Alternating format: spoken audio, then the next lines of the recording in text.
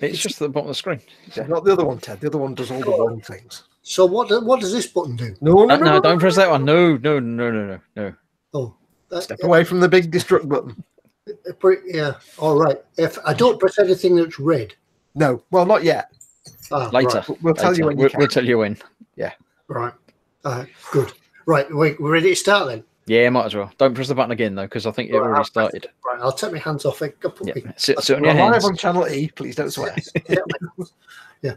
It's Monday night. Yeah, it's Monday night. Oh. It's the last Monday in January. Mm.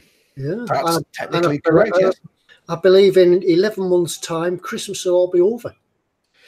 Nonsense. It's all lies. Yeah, and we'll be waiting for New Year again.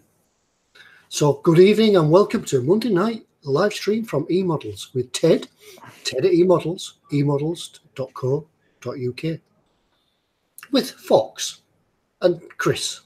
And hello, that's Foxx. Foxx. No, I'm not. I've got an email address. Yeah, it's Chris. Ted at eModels.co.uk. Right. Foxx. Ted at eModels.co.uk. Hey, everyone. Yeah, welcome. Remember, folks, welcome for hello. This is your live stream. It's down to you to sort of direct us and which way the. All I've got in my head now. You said that.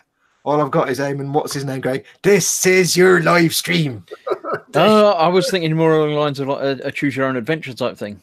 So the chat will vote, Ted should have a drink. And yeah.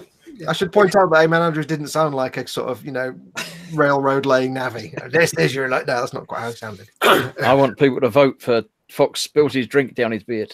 No. I don't spill it, it just naturally capillary reactions down my beard. I remember that, Eamon Andrews, and this is your life. This is your life. We're here backstage in the Palladium, and we're going to surprise a really interesting guy tonight. And half the time it was somebody you didn't care about. Yeah. Very rarely had I even heard of him. John Mitchell's This Is Your Life. Chris, you don't remember This Is Your Life? I remember the show, but I didn't remember the people that they were going to. Oh no, you never remember the people. It was like, this is Jack Smith. It's like, I don't know what that is. I'm not going to watch this. Yeah. I'm well, John, all the way from America is a very good friend of yours who's come all the way from America and over here to see you. Here he is, John Paul. Hey, come back through. Yes, you thought you'd never see him again after he slept with your wife and then you all fell out. But here he is back from wherever. Oh. Couldn't be with us tonight, but he's live on a video link. Yeah. Live on a pre-recorded video link.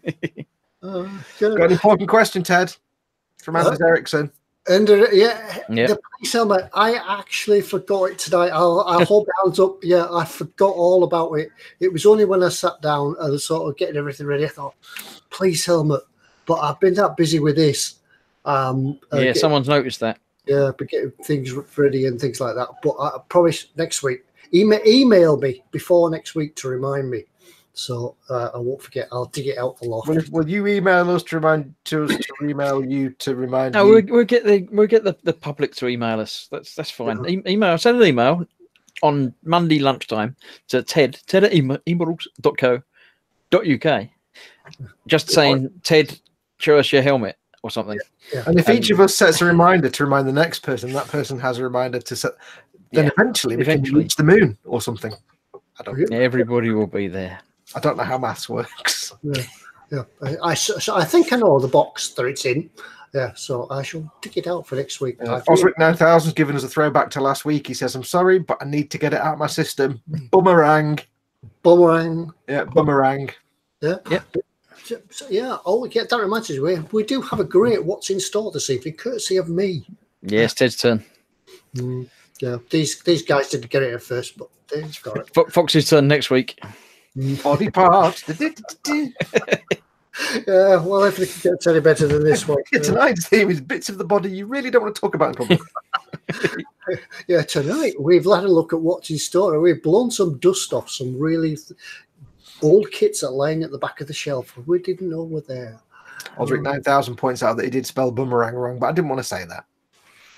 I just assumed. Usual over to Foxx for. Have you got your quote for this week, by the way? Oh no, it's fact of the day. I'll tell you what. Let's let Chris do the who's in chat first before I do my usual spiel, and I'll just happen to look up some facts while you're doing that. Give me a nod when I can stop talking about people that are coming in, so I'll know when you're good. The first one I see in is Sergeant Bones. He was in live in 119 minutes. He needs more tea. So that was the first chat that I see in. He might have been, someone might have been in earlier. I don't know, but that's as far back as it goes. So we also have Meatballs and Bobbingtons. Dad, one of your mods is in this evening. Sergeant Bones, Dad, Sergeant Bones, Sergeant Bones. Luke's in. eModels is in. I have Ted. When you're Ted, okay, I've already just started. You can carry on. Ted's got the buttons tonight, as in charge of what's in store as well. So that's Sergeant Bones, Ludes, Phil Kett, Lord Barkley, Christopher C. Model making guru. I've heard that somewhere, but I can't remember where that is. Oh, the a patroon. Gross Models, AJ. High altitude scale modeling. Did we find out if that was actually modeling at a high altitude or? It's not really one that's probably hard to interpret. Well, I don't know. I mean, models on a plane. Is it, or is it off a mountain, or? I don't know. I don't know. Is it like a halo jump while you're trying? Let us know. Are you do you just model at high altitudes or do other things as well? Trout and Chard. My chat disconnected because my internet's been playing around again. And then it successfully connected again, and then Michael Jacobin's in saying I'm back again. Stephen Hill Harris, Adam Clark, Rusting Customs, Zadstar, Matt Bradford, Jamie Bones in, and everybody else at North. Everybody else. Phil, Osric, Paul, Michael, Andrew, Scott, Tiger Tank 2. Oh, that's a new one. Did you just remember that Nevbo model making is Andy? No. I thought you did just then. No, there's an Andrew's in Andrew Leary. I haven't seen Nevbo. Is Nevbo in? Yeah, he's in. He says evening, guys. Okay, well, I might not have got there yet, or I might have missed it because that happens as well. So Nevbo's Andy? I'll remember that. Yeah. Festa's in another mod, and the thing just jumped, so I could be all over the place now. Ray, Stephen, Nevbo model making. That's Andy. That is. Well remembered. Good girl. Vincent and Mr. Loth, another mod. We've got enough mods in to keep chat. Everybody going to be organised, and you're going to be individual mod ships going on. Reese is in RJC Models official. And I'm up to Team Inept just popped in. That'll be Paul. Nevbo isn't Andy. He's Dave. Ain't that right, Dave? He says. Yeah, we're not good with names. Or Dave. All right, Dave. And Nevbo says yes, Dave. So yeah, everybody's Dave. That'd be easier if everybody can just make their names Dave next week. Then I can just say that we've got in Dave, and Dave. Or even better, you could say, "Who we got to chat today?" Well, we got Dave. Dave's in. Dave in, and Dave's mate, Dave. Everybody next week, change your name to Dave on YouTube. Awesome! I have a fact for today. That's well organised of you, Fox. It's amazing. It's almost like you haven't done that last bit, and I'm just about to do my automatic bit. Fact for today. Hello, everyone. Today in 1754, Horace Walpole, in a letter to Horace Mann, coined the word serendipity. No. Now, if you are watching this, sudden handbrake turn. If you're watching this, as always, we depend on you to join in the chat and give us stuff to talk about. If you can't see the chat, then you're watching somewhere other than on the YouTube. So you need to hit the little YouTube icon, which is down here somewhere. Here. Place. Yeah, it's around there somewhere. It looks uncannily like the YouTube icon because it's the YouTube icon. Click on that and you'll automatically go to the YouTube page where this is streaming, and there'll be the live chat, and you can join in with the typing. If you want to ask a question, because Lord knows we need you to help us out with something to talk about, ask a question, put it in big fat capital letters so we can't possibly miss it. If you want to, you can do a super chat, which is the little dollar symbol at the bottom of the chat window. That puts your question or your comment in a big coloured box. Last of all, if you can't get anywhere near the chat, you can just send an email to ted@emodels.co.uk and just ask a question there. We'll pick that up. Also, don't forget to mail us with your questions and answers for the sticker giveaways later on. If we use your question and answer, Dave, remember to include the answer with your question and answer. We send you a sticker. When you say Dave, that could be anybody you're talking to. That's Dave. Where's the rum gun Barker, Dave? And last of all, don't forget to mail us for any shout-outs, birthdays, special events, coach parties from Wigan, anything like that. And before I go on, before we go back to Ted, we do have a shout-out for tonight. We do have a shout-out, but I've lost it. Hey. We'll do it later then. Yeah. I've got it. I found it. No, go on, Ted. Yep. It's been sent in from Mike Mountain, or Dad as we know it. He says, "Hi Ted and Fox. Hi Ted, Fox, and the little short bloke. Can you please give a big shout out to Sergeant Bones, who is 21 apparently. Is he in tonight? I don't know. Is he in tonight? No, I don't think he's in. Might have seen him somewhere. Happy birthday to Sergeant Bones. It's 21st, so yeah, big 21st. Big 21 to Bones. This is not first 21st, apparently. Oh, right. Oh. It's another 21st. Multiple. Oh, yeah, we've all of them. Yeah, you start counting backwards. Yeah. Yeah. So happy birthday. Paul Horner says, "Am I going deaf, or are you all quieter tonight?" If we're all a bit quieter, then it might just be that you've got your volume turned down a bit. Yeah. Have you turned it off and on again? If it was just one of us that was quieter, then it might be that one or two. But if all of us are, then it's probably your whole volume's down a bit. So try to turn this up and we'll be a bit louder. It's entirely possible that we all just happen to have somehow fudged our volume a little bit quieter, but unlikely. Yes. Not impossible, because we are idiots. Let's just go. This is fully possible. Yeah, idiots. What you need to do is start miming and then if we could talk a little bit quieter. Then turn the volume up.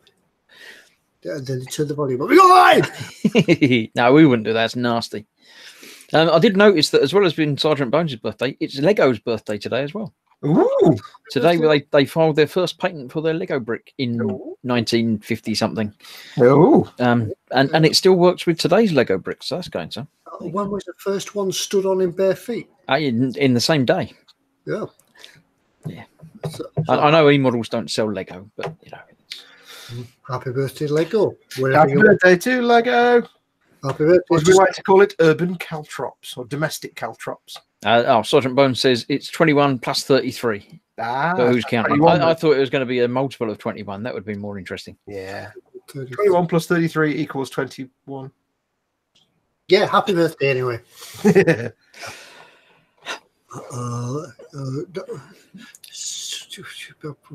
are we up to? Right. One thing, not wanting to take things back to the 80s and our youth and things like that, but apparently Britain's Best Suite was on TV on Saturday. Yeah, but unfortunately, I didn't see the end of it, so I don't know what. You don't know what was. Did you watch like the top 5 or something? I watched the top 5, and then the TV got turned over because I wasn't in charge of the TV control. So I didn't see what won it. So if anybody won, did you see the second one, or what did you see? Did you see like 5, 4, 3, 2, and then someone turned it over? Because that's nasty. I got to about number 5, which I think was Werther's Originals or something like that. Really? I didn't see anymore. So if anybody could tell me what number 1 was, Andrew Leary says Haribo. Oh. Haribo. That's not a great British sweet. I know. It's Spanish. It's still a great sweet though. Yeah, but it's not Great British Sweet. What was it? Was it actually Great British Sweets or Great Sweets? No, the Great British Sweet or something. So you can't have a non-British sweet. Best Sweet. I don't know. There's lots of things that are non-British though, aren't they? Because they're in the Haribo are Spanish. Yeah, but there's not that many British sweets. No, well, yeah, that's true. So you do have to edge it out a little bit. But it's a bit like saying the best British Christmas snack is Stollen. I don't know. I'm going to write to the Daily Mail about this. I don't know. There was all sorts of other stuff on. There was Spangles and Opal fruits. Spangles. Yeah, Pexes. Opal fruits. What else was there? Jelly obviously jelly babies. Paces. No, I didn't have paces on. They didn't include. Heresy. They might have been in there. You might have been in the top 5. You don't know. No, that's true. They could have been the number 1 for you. Yeah, you don't know. You didn't watch it. We have a grown-up question. Do we? Andrew Leary asks question: why did Tamir do spray paints that don't match? Wait, I'll start again. Why did Tamir do spray paints but don't have matching paints for brushing? Bah! TS and TEA and the other paints, they don't have the same colours or very similar colours. Do they not? I thought they had the same. I never noticed that. I thought there was always equivalents of brush and, they have some for rattle some cans. sort of things like German grey as a rattle can, and it's almost the same as the pot. But they have things like Insignia White, which you don't get as a small pot.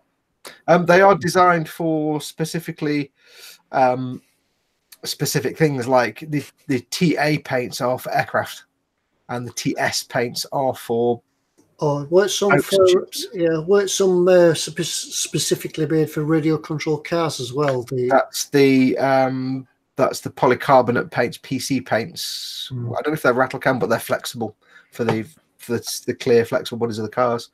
But yeah, some of them do match almost. Like the German grey is almost the same, but the difficulty is that the rattle cans are lacquer paints, and the pot paints are alcohol-based acrylic / lacquers, so they're not the same paint. So where they are the same color, they're going to vary a little bit. But yeah, there are some colors that they just don't carry in the normal range, which is kind of frustrating. I never knew that. I can't remember. You can always decant the rattle cans into a pot and use it, can't you? Yeah. Yeah, there's a way of doing that. Just let it gas off a bit before you use it, but it can be done. So I've seen some people decant them for airbrushing. Yeah, you just get a straw, or you can get little kits where you get a straw and some tape, and I've never done that. You can't. There is actually a kit in eModels that has a number of heads, multi-spray cans, so you could sort of give different spray patterns. Let me have a look. I do recall that. I remember seeing that on a previous What's in Store. Yeah.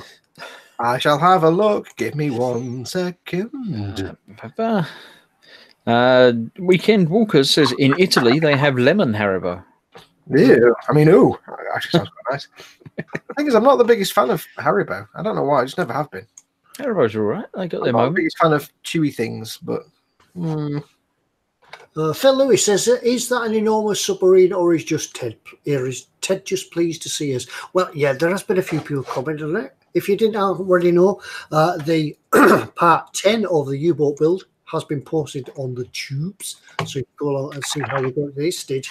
While Fox is looking up that bit from eModels, let's see if I can show you around the U-boat. Let's do a bit of let's have a walk around, shall we? Yeah, you've always hang on, I'll look it on. It's an earthquake. It's an earthquake. Right, here we are. Here we have the U-boat as it is at the moment. It's not finished, and it's a little bit dark over there, so I don't want to start moving things around, but show the general. There's you lot. Yeah, be careful if you've not got any trousers on, Ted. So, wait, what's this about no trousers? I wasn't listening. Oh god, what we do now? Ted's waving his camera around. So there's guys on the bridge. It's dusk. Yeah, that's it. Achtung, Spelung! Wales. To the sorry, it's just all in shadow, so it's not really. I haven't got my cam set up just to show you what's on the bench, but it's a huge U-boat. If you want to see it, how we got to this stage, go across to the YouTube channels and have a look. And next time I do an episode, it'll be all about painting, and I think the next episode will be the last one. Has your table got a fan in the middle of it? It has, yeah. Look, it's an extractor fan. All right. In the middle of the table. In the middle of the table. Is that for your laptop? No, it's what it is. This desk here, this particular desk is actually a nail bar. All right, okay. And start calling you Tracy. Did they not notice you nicking it? Tracy, come back for me, nails done. Yeah, apparently you do your nails over this fan, and it takes away all the dust and things. Yeah. Right, I have found some nozzles. Have you found them? Go. I shall look it on screen share. Yeah, I'll look it on you. But now, unfortunately, there's nothing here to do with actually decanting paint. Yeah, they are available though. But there are the 2 AK Interactive spray diffusers set, which are basically, this isn't really what's in store, but as we're here, it's basically little sets. So you can use these as replacement nozzles for your rattle cans. As you know, if you use a rattle can, it puts paint all over the entire place. They're not very accurate. However, you can get these nozzles that change the spray pattern down to quite accurate as well, if you want to get some quite detailed spraying going on. So there are 2 sets, the AK Interactive Spray Diffuser set 1 and 2, hashtag 1029 and 1028. Just look for diffusers. And they'll have all different size nozzles, basically. Which is the one that gives you the Batman pattern? That's the Batman one. Oh, okay. You have to be Batman. I'm Batman. Or El Ted. El Dead. Ted. Yeah, if you do want to use your rattle cans, because I like using rattle cans sometimes, but they are a bit shotgunish, you can use those instead. It just helps make them less massively spray everywhere jobs. Less shotgun effect. Yeah. I shall stop screen sharing. Yeah, but they're only £2.50. Yeah. Yeah, £2.50. Can't go wrong. I would assume they're reusable as well. You can just pull them off and put them on, and I pull don't them know. off and put them back on. Possibly. Or you could just buy many. Yeah. You could buy many, yes. We have a question. Oh, go on. Question. Spruglu has a question. He says, "What's your next planned build, Ted?" I don't know. That's why I'm asking you guys for some ideas. What is my next build? I've had some suggestions that have come in. My criteria is that I'd like to do something at 135th. I'd like to do something sort of from if it's going to be World War II or something, from the Allied side. I was going to say that they've run out of Dora. Yeah, I've done a lot of Axis stuff. I'm pretty sure our submarines were a bit rubbish, so. Yeah. Dad says the Panzer that Foxx was meant to do. I'm doing a Panther else. You've got one, but it's yours personally. I've got one. Yeah, I could build that, but I want to do something sort of on the other side, or maybe something Axis, something Allies. Yeah, So, I wouldn't get you to make that, because if you make that, then you've got your own kit of it as well. You have to make it twice. You don't want to do that. I'm also thinking that maybe I'd like to go along the lines of doing a small diorama, so I can show folks how to do some terrain and things like that.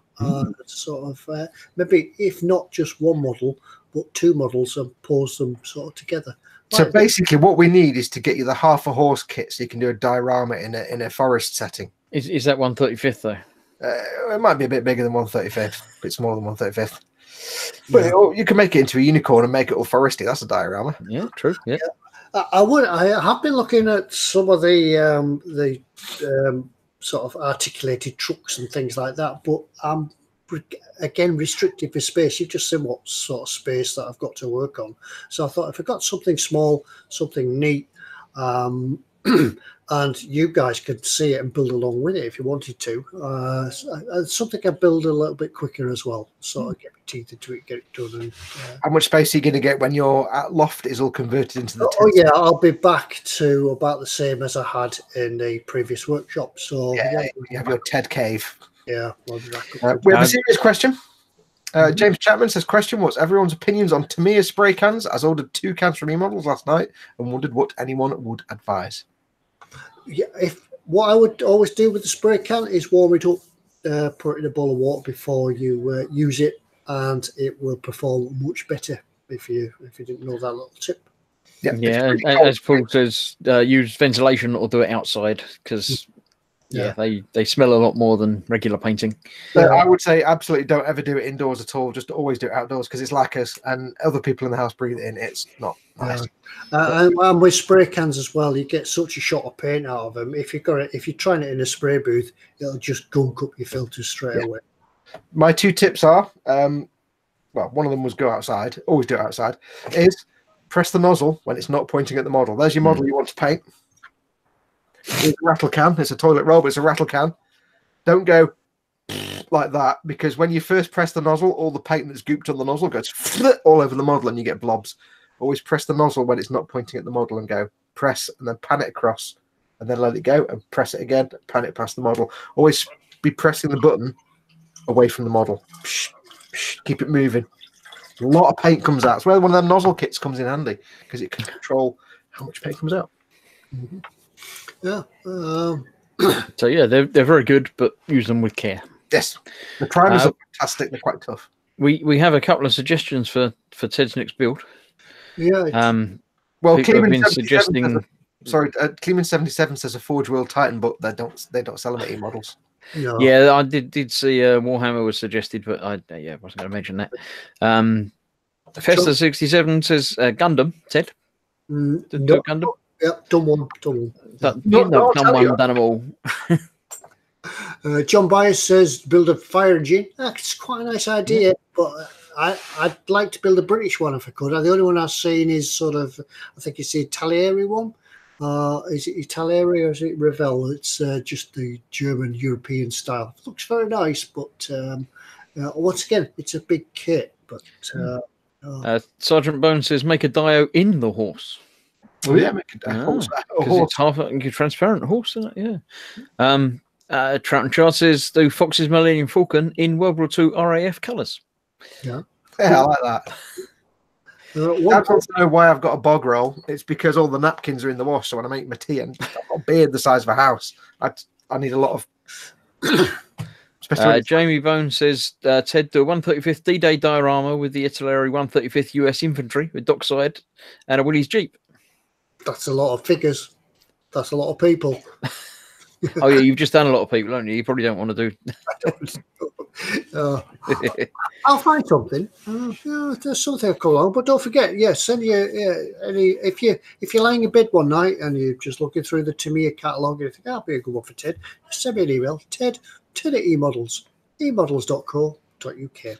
How long have people got? Do you think? How long till you're actually done with the boat? Well, I've got to finish this yet, so I'll be another couple of weeks till I've finished it because the painting will be the easy bit. It's just when I come to weather it, it'll take forever. You got to take your time on something like that, Ted. It's a museum quality size piece. You're going to take time with it. And then I've got to sort of saunter on down to Stoke and take it back to eModels and pick the next one up. So yeah, a bit of time left yet. Plenty. It's also got to build the whole cargo carrying system into the back of his car. Yeah. I thought that was what you were being. Yeah. Yeah, there's that. Maybe the Battle Britain Airfix set, 2 trucks and a plane, some assorted ground crew, and even a base. Yeah, but it means building aircraft. Yeah. If you mail your ideas to Ted at eModels.co.uk, and if he decides to build what he decides to build in the end, if that's what you suggested, you'll win a sticker. You'll get a sticker. Yeah, fat sticker. Fat with a PH, not an F. I need to get the stickers out. I forgot about that. A signed sticker. Well, yeah, you can sign it on the back. Yeah, I'd like to. Yeah, something will come along. It's the same as this U-boat came along, didn't it? I didn't go out looking for a U-boat. We just saw it in Telford. I thought, got to build it. So that was just Zadster says there seems to be a lack of 135th British stuff on eModels. Yeah, I've been looking. I've sort of looked all around. I also quite fancy doing something civilian style, like a big digger or an earth mover or an excavator or something like that. I hate to be the one that says this, but when I used to build lots of military stuff, World War II stuff, I used to kind of build a lot of Axis stuff because it always looked a lot more interesting than the Allied stuff. Yeah, so the British stuff was like a garden shed with some wheels tacked on it and a bit of a gun, maybe a Bofors on the back. Whereas the Axis stuff was like sleek and stylish, and I was always attracted to build the German vehicles than the British ones. It's aesthetics. Yeah, I think that's probably why there is a bigger market for the Axis sort of Panzers and Panthers and things like that, because they look mean and evil. Yeah, they have quite a nice camouflage schemes and things like that. Like we just had green. Yeah, I was like I say, ours were just like garden sheds, built-in garden sheds and based on garden sheds. I thought Paul would type up when you said about doing building equipment and stuff. He does like his modern machinery. He says there are lots of great Hasegawa diggers and construction vehicles in 135th. Yeah, I saw one today, but it was on another Facebook page, and I'll need to find out what it was and then see if eModels can get it for me. Because, as you know, if you want something and it's not in stock, just drop eModels a message, and they'll see if they can get it for you. So, yeah. Trout and Child says, right, off to work, back in about an hour. Is he not working for very long, or that's a really short work? He's going to get to work and then turn us back on again. He's only going to work to use their broadband. He's not going to work to do anything. Probably closed for the night. He's going to work anyway. Yeah, you could leave us on in the car, not the way you advocate watching. Yeah, don't watch, but you could listen. Yeah. So email your ideas anyway to Ted, and if he does decide to build it and you chose that, then we'll send you a big fat sticker.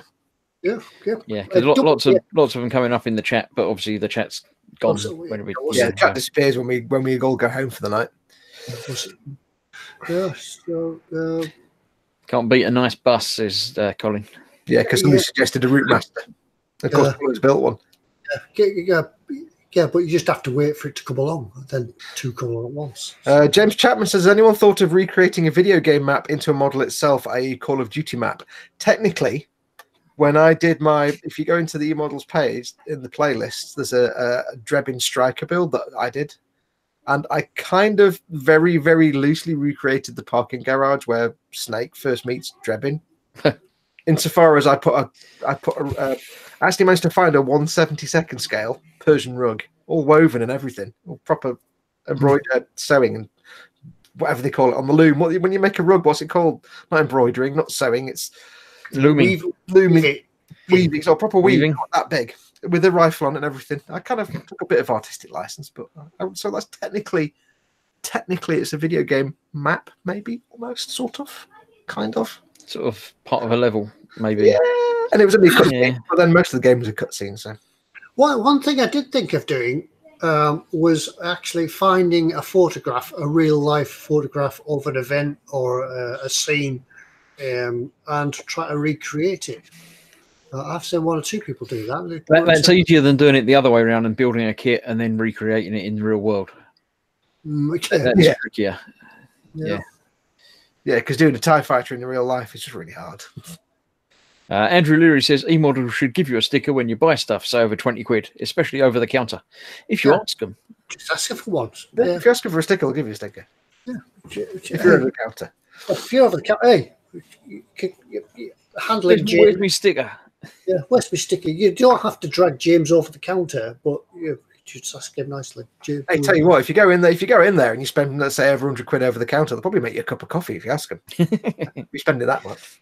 Yeah. Although I'd say James makes a nice coffee. Gav, yeah, it's all right. Supercat Jackal. Colin did something with a Supercat Jackal. Oh, that must be the photo thing. Very interesting concept. Yeah, I like the idea that there's a few people that do it where they there's a couple of American guys that do it. They'll build like a scale vehicle. They often use like die-cast vehicles. They'll build a scale vehicle like a car, vintage car, and they will set up a little diorama of, say, a street scene on a paste table. And it's just usually dead simple. It looks like a roadside, a bit of a verge. And what they do is they photograph it at an angle outdoors. Yeah.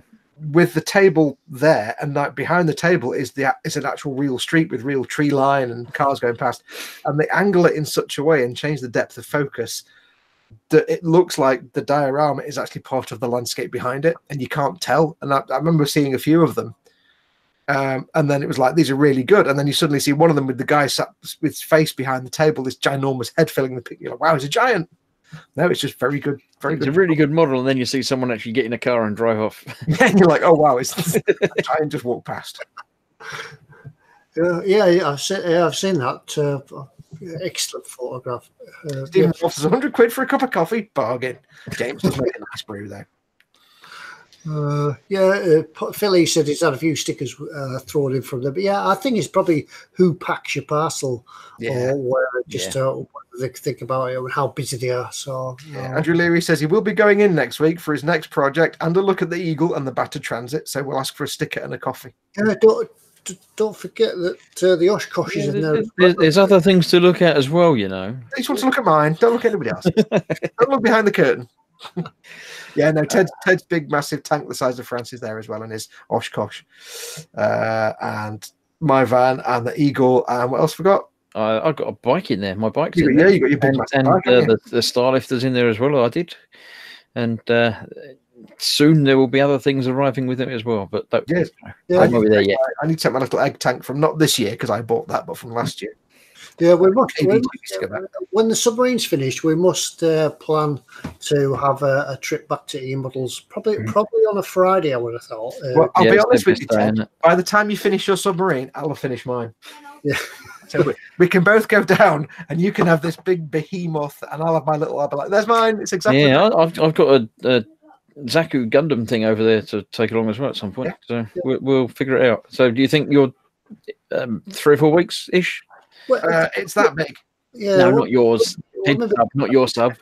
Your sub you can do in an afternoon. Yeah. Yeah, by the time we arrange things out, we're probably thinking more into March. So we'll keep you guys informed, and then if anybody's free to pop along and say hello as well, yeah, you're quite welcome to. When we do go down and we let everybody know, we often say, if you want to come along and say hi to us, feel free, and then the guys will make you a brew. Absolutely. Yeah.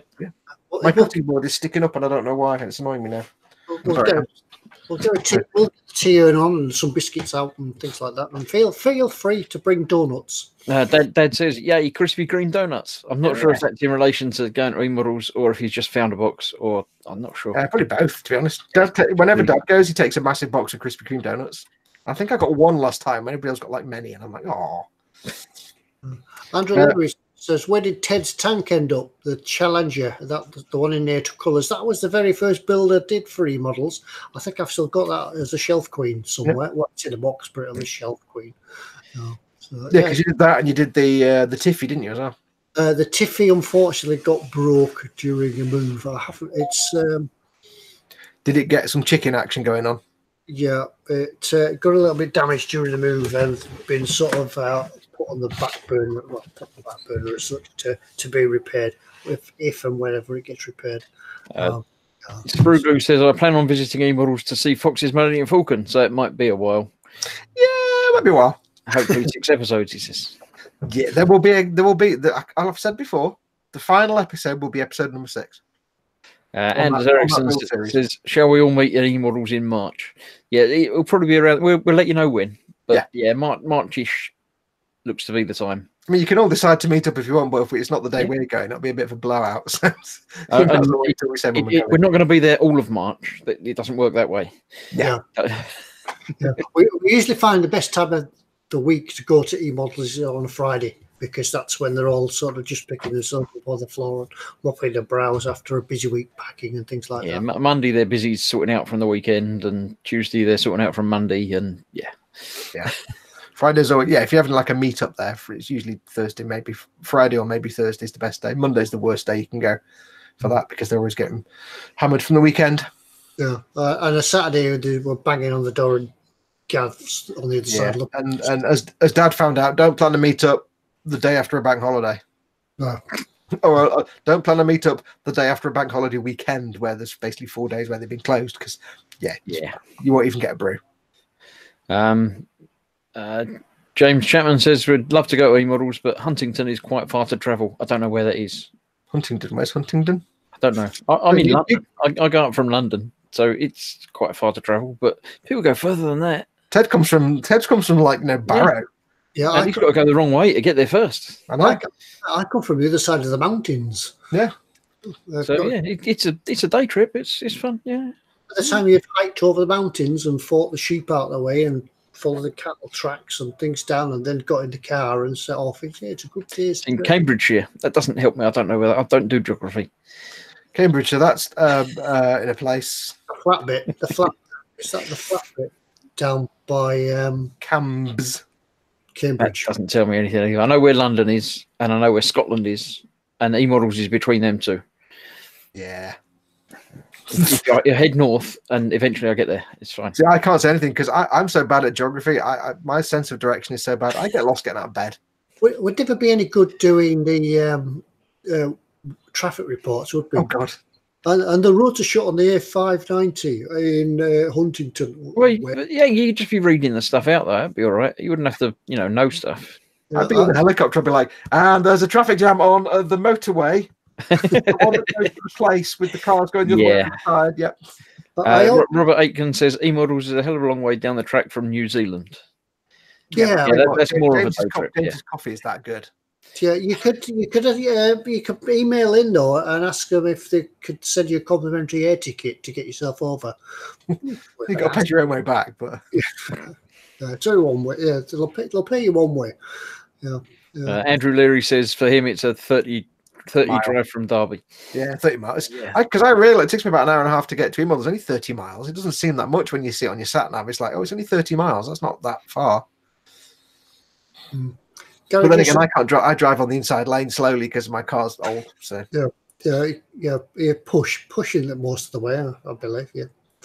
Gary Jessup says, why don't you make a model of the eModels building? It's a warehouse. It's tin box. Just a box.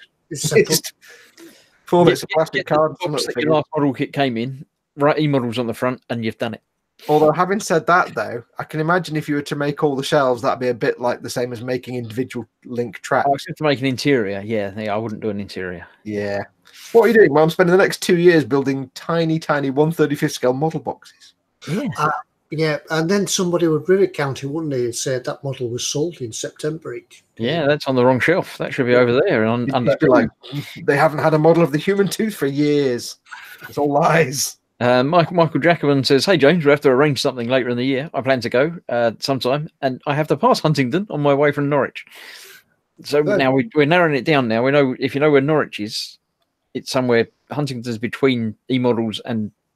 Well, we could plan a coach trip then, couldn't we? We could have a coach setting off from, say, Southampton that will pick up on the way, and a coach at John O'Groats heading south, and that will pick up on the way, and then it could meet in the middle, and everybody walk home because the buses have gone. We do need to get it to stop off at Wigan, even if nobody's coming from Wigan, just so we can say there's a coach party from Wigan. Yeah, we have a coach party from Wigan at the back wave. Way. Andrew Leary has a question. He says he's given up on Space 1999 because it's really bad. Lies. Any recommendations for a good 70s TV show? Season 1 is fantastic. Season 2, don't watch Season 2. Season 1 is the best. Season 2, don't.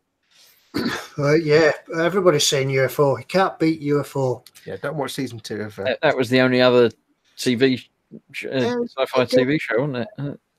I would say, and I'm going to break the trend. I'm going to break the trend here and say Rockford Files for the win. Go American, Rockford Files. Best theme tune ever. It's been about the last 3 days. Zadster says Blake 7. That wasn't 7. That was 80s, wasn't it? That was 8. No, it was it late 70s, early 80s? I'm going to find out now, but I don't think so. Yeah. Danger UXB, says Timber. Gotta remember that. Yeah. That was all British stuff, wasn't it? And, yeah, Danger UXB. I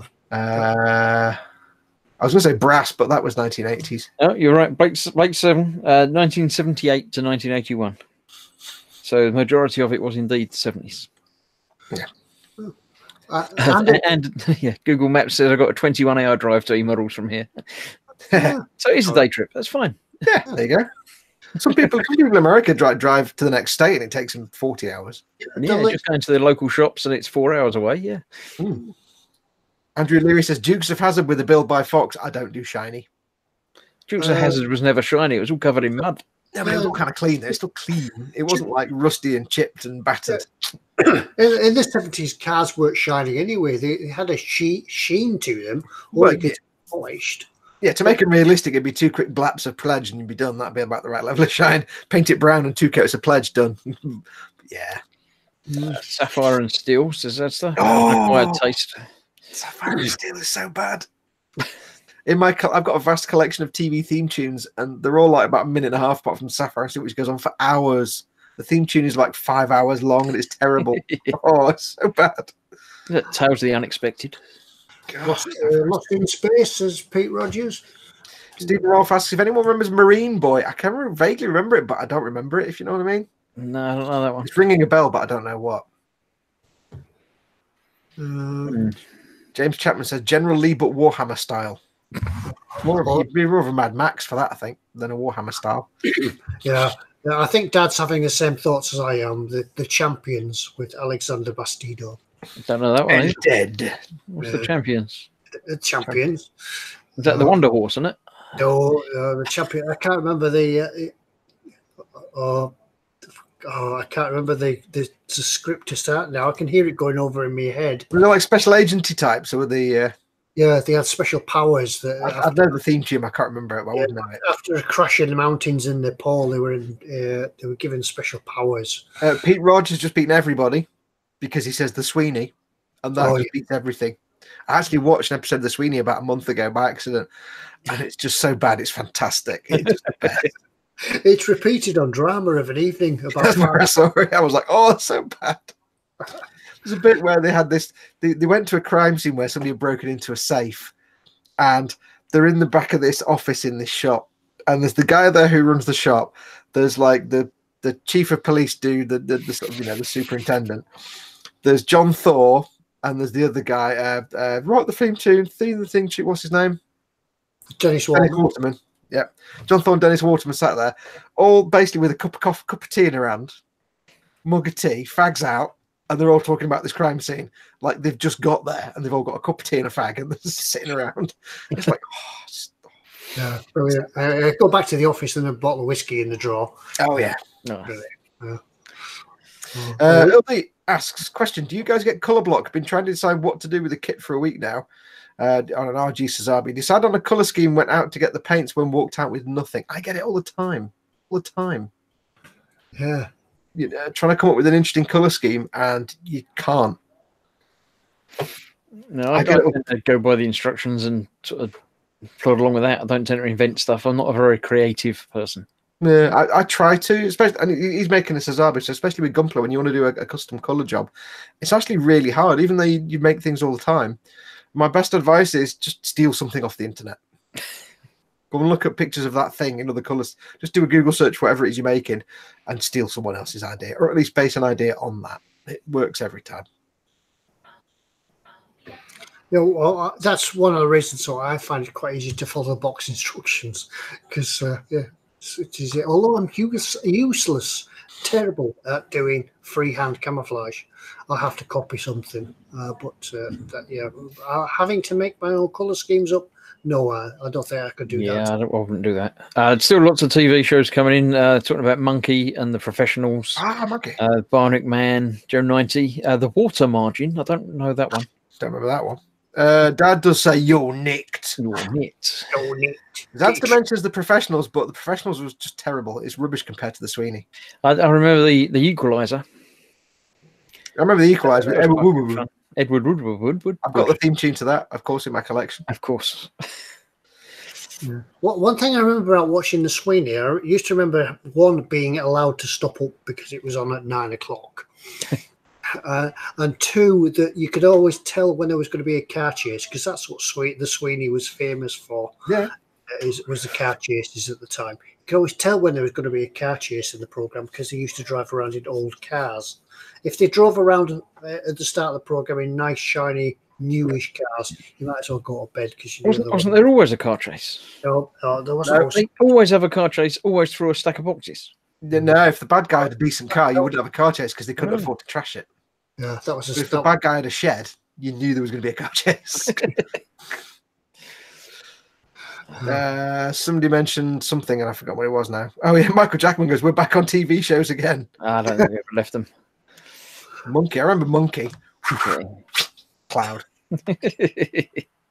I remember. I used to watch Monkey as a kid, and then I hadn't watched it since like the mid '80s, late '80s.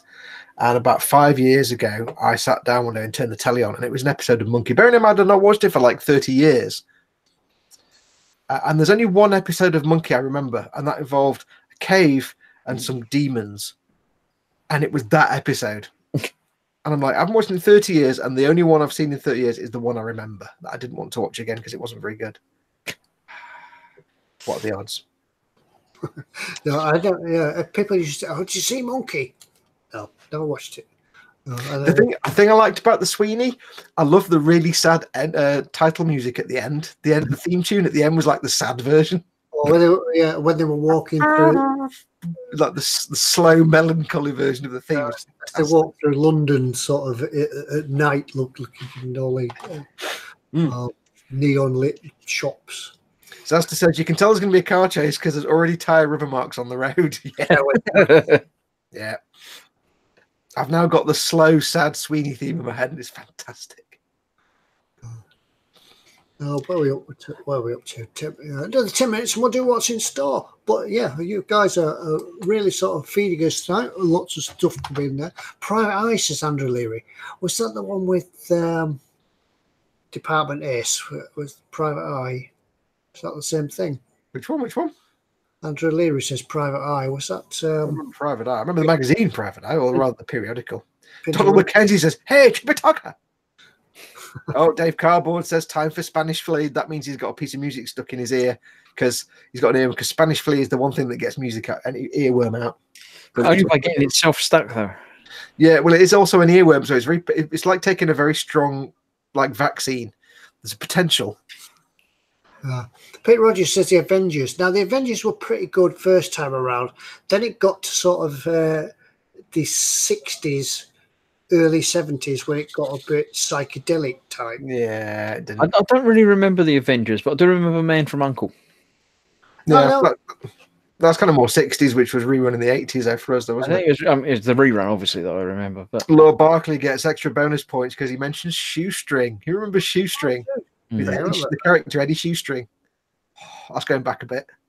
You get points for that, Lord Barkley III. There's another earworm coming in. Star Trekking across the USA. Proper question. Timber says, hi all, painting splash paints Ducati red over white primer on a fuel tank and panels of a bike build. Finished 3 coats or so, but getting raised areas and areas where I sanded showing slight white. Just, I think, thin coats and build it up again. Yeah.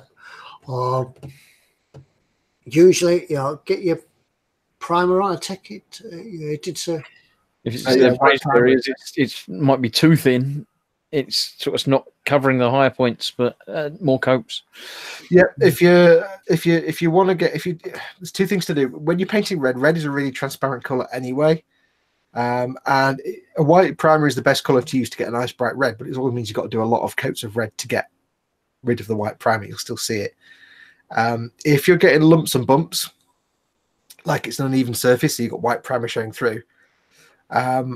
You just need more paint. But however, what you want to make sure, especially if you're doing a shiny model like that, if it's a small scale one, so you've got a big piece to do, you want to sand it flat. You want to make sure your primer or your model isn't like that. You don't like to say high spots and low spots. So you want to get it sanded down. So what I would do, and what I like to do, is get your primer on there, then get a coat of a dark color like German grey or something like that. Just spray it on lightly. You can brush it on, you can spray on, doesn't matter. And then you need to sand back. And what you do is you use the grey colour as a guide coat. So if I've got a surface, let's bring in the toilet roll again. It's a napkin. If I've got a surface here and I spray it with white primer and then I spray it with dark colour and I start sanding that, then if I've got an uneven surface that's like that, what I'll find is the peaks of the uneven bits will sand back to white. You want to go lightly because you want to get back to primer. They'll sand back to white. But this little trough where the grey paint is, the sanding is missing that, and that's where you get a low spot, and that's where you get the dark patch. The aim is to sand it all back till you're back to the primer over the whole piece, and that way you know you've got a nice flat surface. So when you do start to paint on it, you're not going to get high spots and low spots, where low spots are going to collect more paint and high spots are going to be less paint, so the primer will show through more. That might be what you're getting, is where the paint's thinner on the top of a high spot and the primer's showing through, because red is quite transparent. Yeah, another tip is to not spray it directly onto white, but to tint your white. A little bit of red or something in there, just to tint the white, just to take the sort of harshness away from the white, and it won't pop through as much. It'll be easier to cover. So red's one of those colours that you have to build up slowly in thin layers, but it takes a lot of layers. It's a bit like yellow as well. Yellow does the same sort of thing. Yeah, red, yellow, and white are the 3 colours that are peak to paint often. Yeah. Harry has another question. Oh, go on, you do it, Chris. I shall read. You do it. He says, a very divisive question, this. What is the best paints to use regardless of the model maker? Currently using Tamiya, but the TS ones are rubbish. The best paints to use is very dependent on personal opinion, and if you're brushing or airbrushing, or everyone will give you a different answer. Get 10 model makers together and ask them which best paints you use, you'll get 12 different answers. Yeah, true. Go on, Ted. What's your? Depends what you want to do. There's either enamel paints now, or there's some lacquers out there, or there's some sort of to me the alcoholic based lacquers. As Chris says, you can never decide. It depends what you want to do. Do you want to brush paint it? Do you want to airbrush it? Do you want to mix your manufacturers? Do you want to stick to one sort of manufacturer itself? There's lots out there. Personally, I'm into AK and MIG. The nice set of paints, nice range as well. But yeah, horses for courses. Yeah, personally, from airbrushing, I like the Vallejo Air range, and more recently the Mecha Color range as well. They got some nice thick pigments in those. They lay down really, really nicely. Brush painting obviously is different. If you're brush painting, then it will be a different selection of paints. But yeah, for me, it's pretty much the same. It depends what you're doing. Are you brushing or airbrushing? If you're brushing, don't use Tamiya. They're not designed for brush painting. They're designed for airbrushing. If you're brushing, use water-based acrylics. It's the best bet. My personal preference, because these guys have said it all already, basically. He's currently brush painting. Airbrushing is a plan for later in the year. Okay, if you're brush painting, don't use Tamiya. If you're brush painting, then yeah, to save on stink and any other troubles, just go for water-based acrylics. So I adore brush painting. I would say Tamiya. If I airbrush, I use Tamiya because they're really durable. You can mask them, no problem. Other stuff. Yeah. If I'm brush painting, it's water all the way. So I would use a brand of paints that eModels don't yet sell, or failing that, Vallejo Game Color, Model Color. They're fantastic because I use a wet palette, homemade wet palette, and you can't use Tamiya paints on a wet palette. So water-based acrylics for me for brushing, and Vallejo Game Color, Vallejo. Yeah, so some of the standard Vallejo colors though are not very sort of resistant to handling. So if you're brush painting and you're handling a model, say you're painting a figure or something, by the time you've turned it around in your hands a few times, put the paint that you've already put on will start rubbing off again. So you've got to be careful what you're doing. Yeah, I think water-based acrylics are not the most durable. Anders Ericsson makes a good point. He says, can't you just go on using one range and learn how to use it the best way to the best instead of mixing brands? You can do. Nothing wrong with that at all. Yeah. You normally find that different brands have different strong and weak points, though.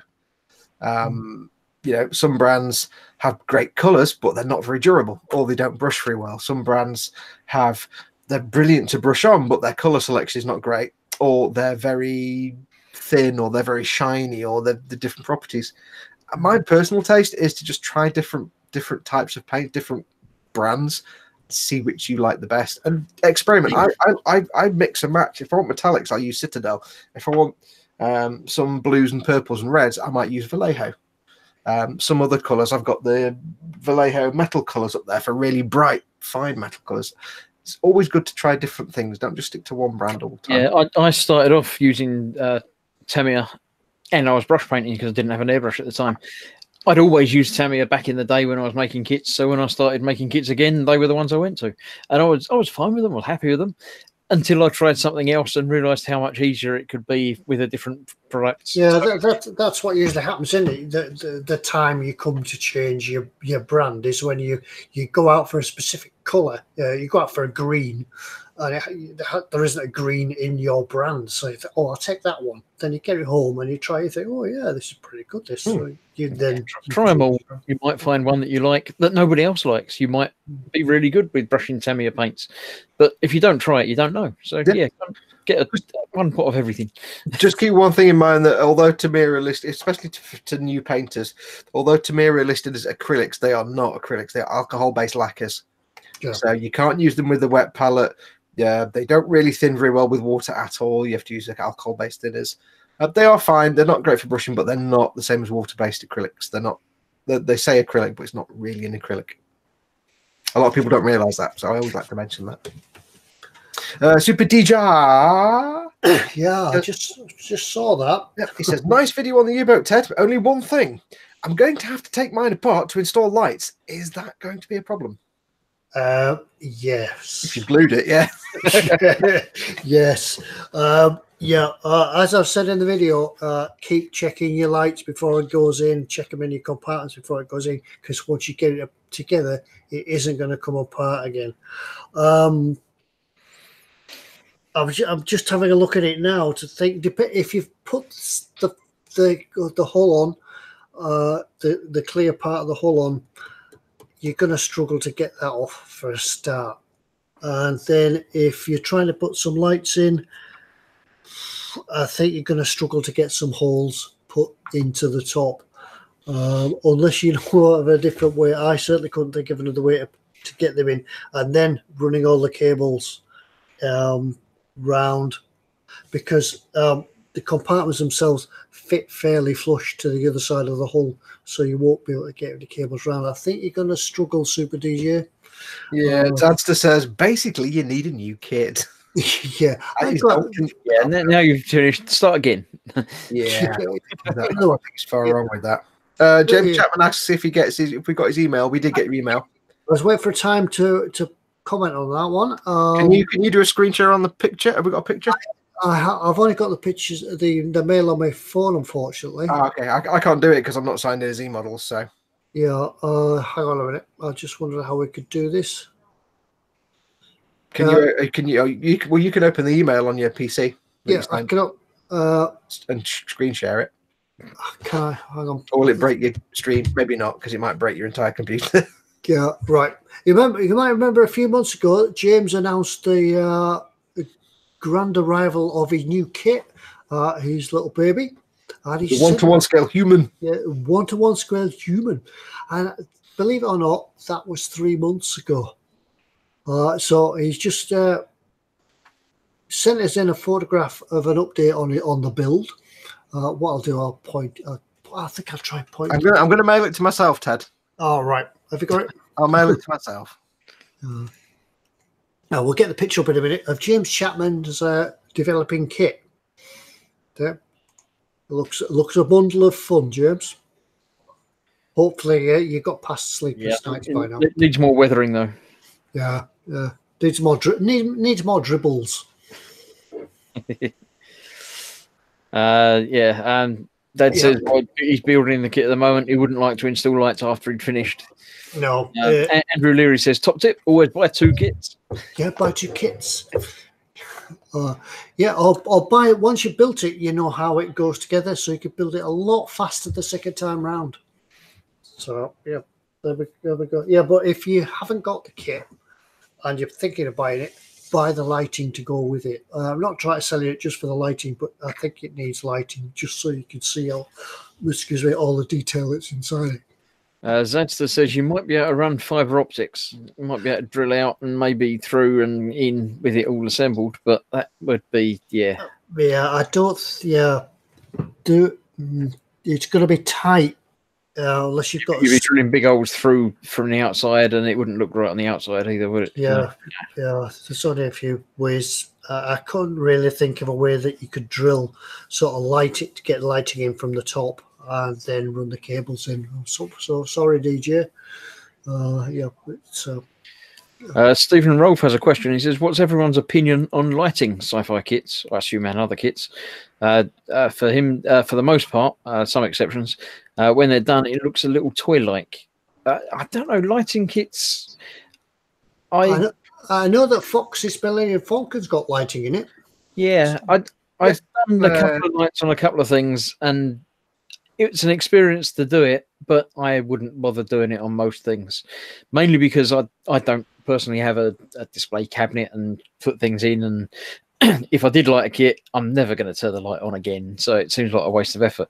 But I know people that have got, kits in shelves in display units and wired up so they can flick a switch and all the lights come on all of them, and they do look amazing. But personally, it's more effort to make it that I would never use, so I don't bother. But I quite like the idea of lighting kits. Always trying for a way to sort of make your model stand out from the crowd. I think that's what lighting does, really. I think the trick is it depends on the kit first and foremost, and the scale of it. Whereas, so for example, with Ted's U-boat, because he's got those little tiny, like molecule size LEDs, they're kind of about the same size as a light bulb in 1/48 scale. So when he pops a little LED into the U-boat, it looks about the right size for a light bulb, and it works like a light bulb. So it kind of looks like a scale light bulb. Whereas if you're building like a 1/350 scale USS Enterprise, and you put even a tiny LED on the nacelle to be like the starboard navigation light, in scale it'd be the size of a house. It looks ridiculous. So it depends on the kit. It depends on the scale of it. and it depends on what you're doing. If you're making, say, a Colonial Viper and you light up the inside cockpit, so you've got all the controls on the, you know, all the fascia on the dashboard, on the whatever you call it, like the screen and stuff, that can look pretty cool because it looks like they've actually got screens and things on the dashboard. But navigation lights don't always look as cool when they flash. It depends on the kit. They can be good. I'm allergic to electricity, as in I don't understand making circuits and things, and I just sweat. When I did my Eagle, I was very kindly sent the lighting kit by a follower, and he sent me the lighting kit to put lights in the cockpit. And I have to say, it looked fantastic because it was just it was like a gentle orange glow in the cockpit, lit from where you can't see it, just to put some, and it looked fantastic. And it did make it a billion times better. But I think if I'd put lights in the engine bells, then it would have looked a bit weird. Not at least for the fact that season 1 they didn't have lights in the engine bells anyway. I know that.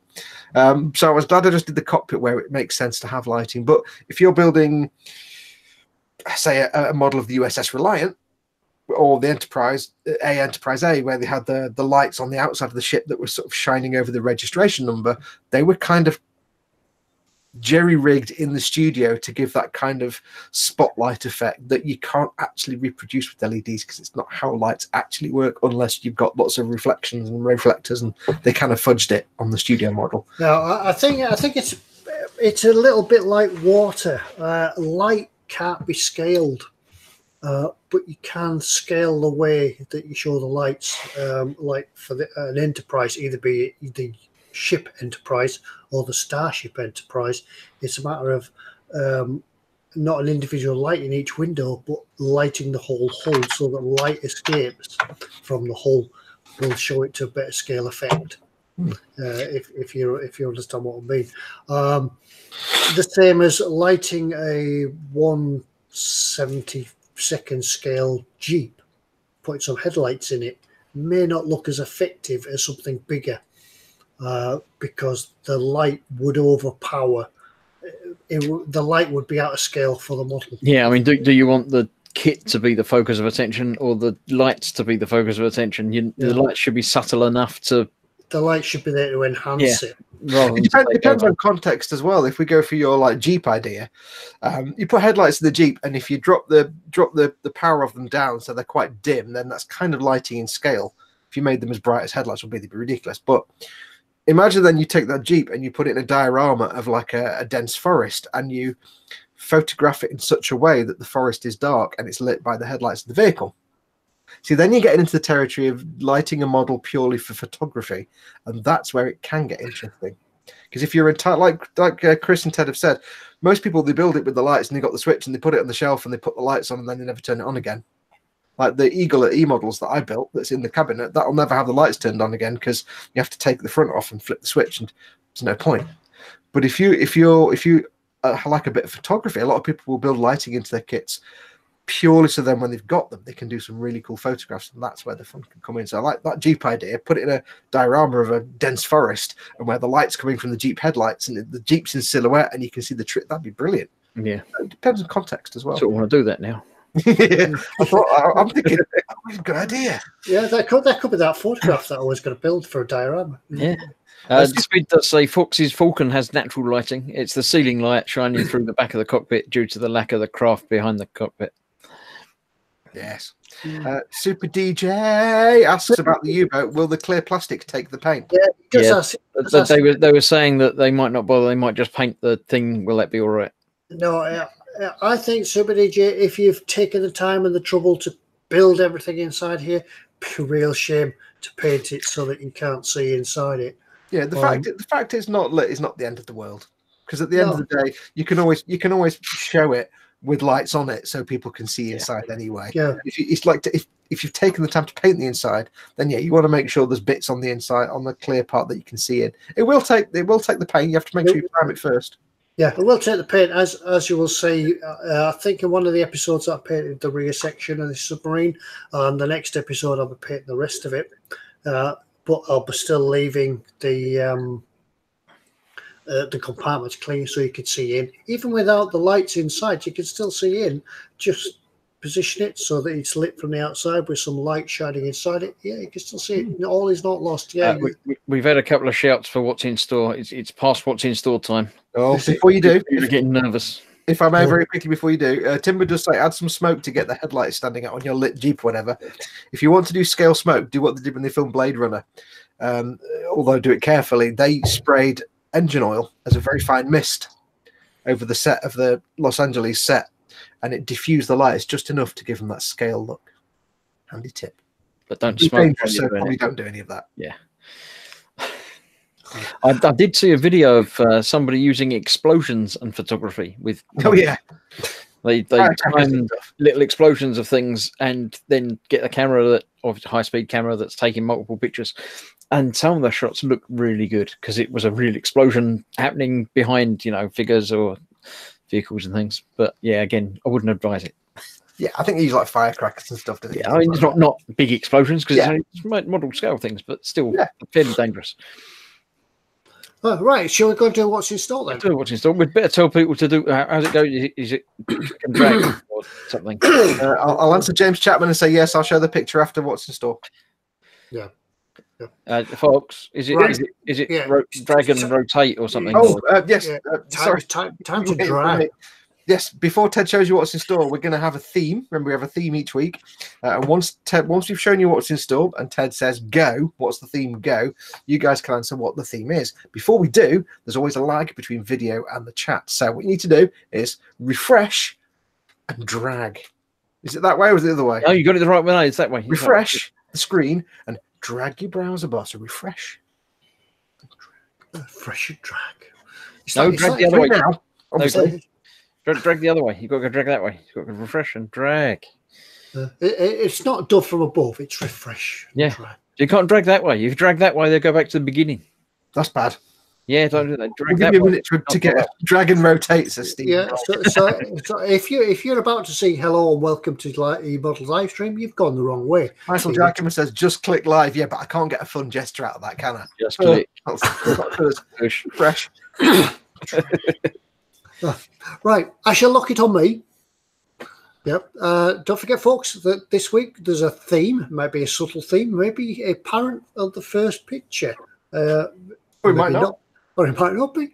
And it might be apparent on the last picture. But if you give your answer before we say go, first of all, your answer won't be counted. And you may give somebody else a clue to what it is. And they might pitch it off you when we say go. So you've got to wait. There's bears.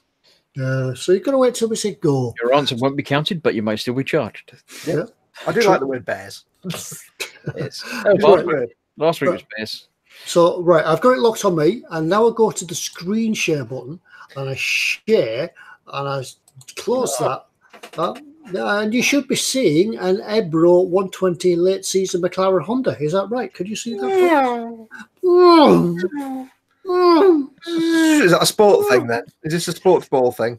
Or if you go to the it's a car. Yeah. Whereas if normally today it's if you go to the E Formula One, the E Series, now it's yeah. I wonder if they'll put things in the cars to make a noise. Can you make like TIE fighter noises and stuff? Do you think they might like put a playing card or only pop in the wheel so it? They're still debating which way they should drag, so I think we might have lost half the viewers. There was a significant amount of raw mushroom eating yesterday for me, so I had a significant amount of last night, but a different kind. I think we should start the streams with, if you're watching this after rotating and dragging back, you've gone the wrong way. That was something a jet liner would have to. Now remember to when we're coming into land at the airport, remember to rotate and drag, open the flaps, doors to manual. Anyway, moving on. It's a shiny race car. What a nice kit. I don't know if that's from experience or just. Show us some of the pictures, Ted. I'll show you some of the pictures of this McLaren. Now I don't know what season this is. Maybe Jamie might be able to tell us because I think he's the F1 buff. My friend Nikki would tell us because she's a big McLaren fan. But yeah, it certainly looks a nice car, all carbon fiber. One thing about these cars, they look very smart when they crash because they just explode into thousands of pieces. This is I very put nice. it on my McLaren VIP, my McLaren guest pass. Just a McLaren car. Nice car, yeah. Certainly, this certainly developed a long way since the days of Jimmy Stewart and things like that, didn't it? It's Jimmy Stewart. Did you say Jimmy Stewart? James, is it James Stewart? He was a movie actor. Yeah, they pointed out that we know what year it is because it says it on that picture. Oh yeah, Oh, it does. Yeah, in the name. yeah, the clues in the title. So that's that one. That's the Ebro, whoever Ebro is. Plastic kit from Ebro, 1/20 scale, large. Yeah, so it's been a large model. Late season McLaren Honda MP4-31 2016. Dallas, yeah. Ted, Dallas. They film it in Dallas. Film it there. Yeah. Yeah. So what season was this one? I think you meant Jackie Stewart, by the way. Everybody's saying it was Jackie, not James Stewart. Yeah, Jackie Stewart. That's him. Yeah, James Stewart was James Stewart. Oh. Now I picked this next one because I like the name. It's Ding Hao Hobby. Ding Hao Hobby. The 1/35 scale Boosing Nag at AG 14500S with EMC C mines and a bonus resin figure. Bonus resin figure. Not boneless. Now, I quite like this somehow. It's a little bit like your Opel truck that you built all them years ago, isn't it? Yeah, it's a bit like the Tamiya Opel Blitz. Yeah, it's a little bit like that one. Yeah, I'm guessing it's not an Opel Blitz though. No, it's something like that. Oh, but this one's got a couple of C mines on the back of it. It looks like they're going to fall out as soon as he brakes too hard or accelerates too much. Yeah. There's about 200 tons of explosive on there, held with a bit of twine. Is the round thing separate to the square thing underneath, or is it? Yeah, I think what it was that the square bit underneath is the anchor. So, right, okay. So the whole thing, they are sort of attached. Yeah, the whole thing would be pushed overboard from a mine laying vessel, and then the round thing would either sit attached to the anchor for a while, and then pop up as they laid the minefield. I hope you realise the chat is not paying any attention. They're all talking about Nigel Mansell's moustache. You've not sold them on this. Yeah, hey, I've told it. Hey, stop talking amongst yourselves and listen. Turn around and listen. Listen to your I was thinking, if I was loading that truck, I'd have put them down next to the square things, the round things, so they weren't, in danger of falling out. But if they're attached, that makes sense. Yeah, it's the way up. Yeah. Also, aren't they magnetic sea mines, and you're in a big metal truck? Yeah, it's got wooden sides, isn't it? It's also next to a metal sea mine. Yeah, although they're far enough away from the driver not to cause him any harm. It's asking to have a Last of the Summer Wine comedy scene built around that, or a Dad's Army. Next picture. Yeah, there's the bonus resin figure. So he is Ein German Gefahrten, so it's not an Opel Blitz though, is it? It's not Opel Blitz. No, it's another manufacturer. I think the fish on the back is not to signify as a Christian, but I think that's the normally. But the eModels sign would also probably not be there in the. Yeah, probably it might be. There is inside this U-boat an eModels sticker. There's an eModels poster with a picture of Pete on the wall. There's an iPhone inside that U-boat. Yeah, there's a guy on his iPhone, and there's a guy in a pair of Nike shorts as well. Sorry, guys, they're on about Damon Hill's eyebrow now. Yeah, right. I'm not going any further now until you turn around and stop talking. Fingers and lips. Yeah, it's all right. They just won't be. They won't know what we're on about for the link, will they? I know what the answer is, and I don't know what we're on about for the link. Now the next one is a set of seal bearings. Yeah, they couldn't sell them last week after Chris showed them. So Pete's put them back on this week. I think we sold one because I'm sure it was a pack of 5 last week. Yeah, could be. Yeah. They took a pack of 5 and split. Can you split to 1? Yeah, go on then. Split it down to 1. Carl's in. We must be giving away stickers. Yeah, we must be giving away stickers. Salmon. Yeah, it doesn't give the sizes of these. It doesn't give the sizes of these seal bearings. So you'll just have to remember them from last week. Or you could go back to last week's stream and have a look. Has anybody said they're going to buy the last thing you show again this week? Because I sold 3 of mine last week from my selection. Yeah, maybe. Get the bearings and build your model around it if you're not sure what the size is. Yeah. There's enough here though for a fidget spinner. They're a nice colour. No, the answer for the theme is not failed banks. The 1980s joke there. Too soon. Yeah. Anyway, for 1889, you could buy yourself a set of Tamiya sealed bearings, but don't forget, slap it in your basket. But it's not yours till you check it out. Oh, he went all jazz club then. He did. It's because we can't see it. Christopher, what are you eating on camera? What are you eating on camera? It's only a little camera. It's they can't see. Oh yeah. Oh, I see. What are you eating though? We haven't got food. Yeah. I might have some chocolate buttons because it's been a long time. It's a long time since I ate. You wait till I'm tied up and then you start handing the food out. Because there's 3 of us, so you have got a little kind of screen in the corner. You're not anonymous. Yeah, there's a little screen in the corner. Nobody will notice. It's fine. The next one, the Royal Navy Sea Harrier, 148 scale plastic kit from Tamiya. Fantastic. That'll be a nice kit. 148 scale will be rather large. Well, yeah, it's going to be a big, awesome kit. This looks like it's from the Falklands era. Looking at the box art, that could be HMS Sheffield in the foreground and maybe HMS Amazon or Antelope in the background. That's a really good price for a large kit like that. I have to interrupt with some disastrous news. Michael Jackerman forgot to order his pizza. See, that's because I was eating something. I reminded him. You've still got time. So you've done a good service there, Chris. Yeah, and they know where I live. Yeah, if you phone Domino's up and tell them to take it to Ted's at eModels.co.uk, they'll know where it is. Domino's? Go to my local kebab shop. You can buy 35 pizzas for the amount you pay for Domino's pizza. Other pizza places but if somebody else is buying... Yeah, that's true. Foxx's local kebab house. Can you deliver like 120 miles away? So there we are. Zedster thinks he knows what the link is, but he's keeping stum. That could, as I said, that could be HMS Sheffield in the bottom. How can you identify a ship from? How do you even do that, Ted? I mean, I can tell what a gunpla is by looking at it, but that's a boat that looks like a boat. How do you? It looks like Sheffield because it's not a stretch 42. It's just a normal size, and the one in the background, because of that black antenna there and the sort of low profile of it, it looks like an Amazon class frigate, which was. Is that where my Amazon parcels come from? Yeah, that's it. Yeah, it's probably making a delivery when they paid this box.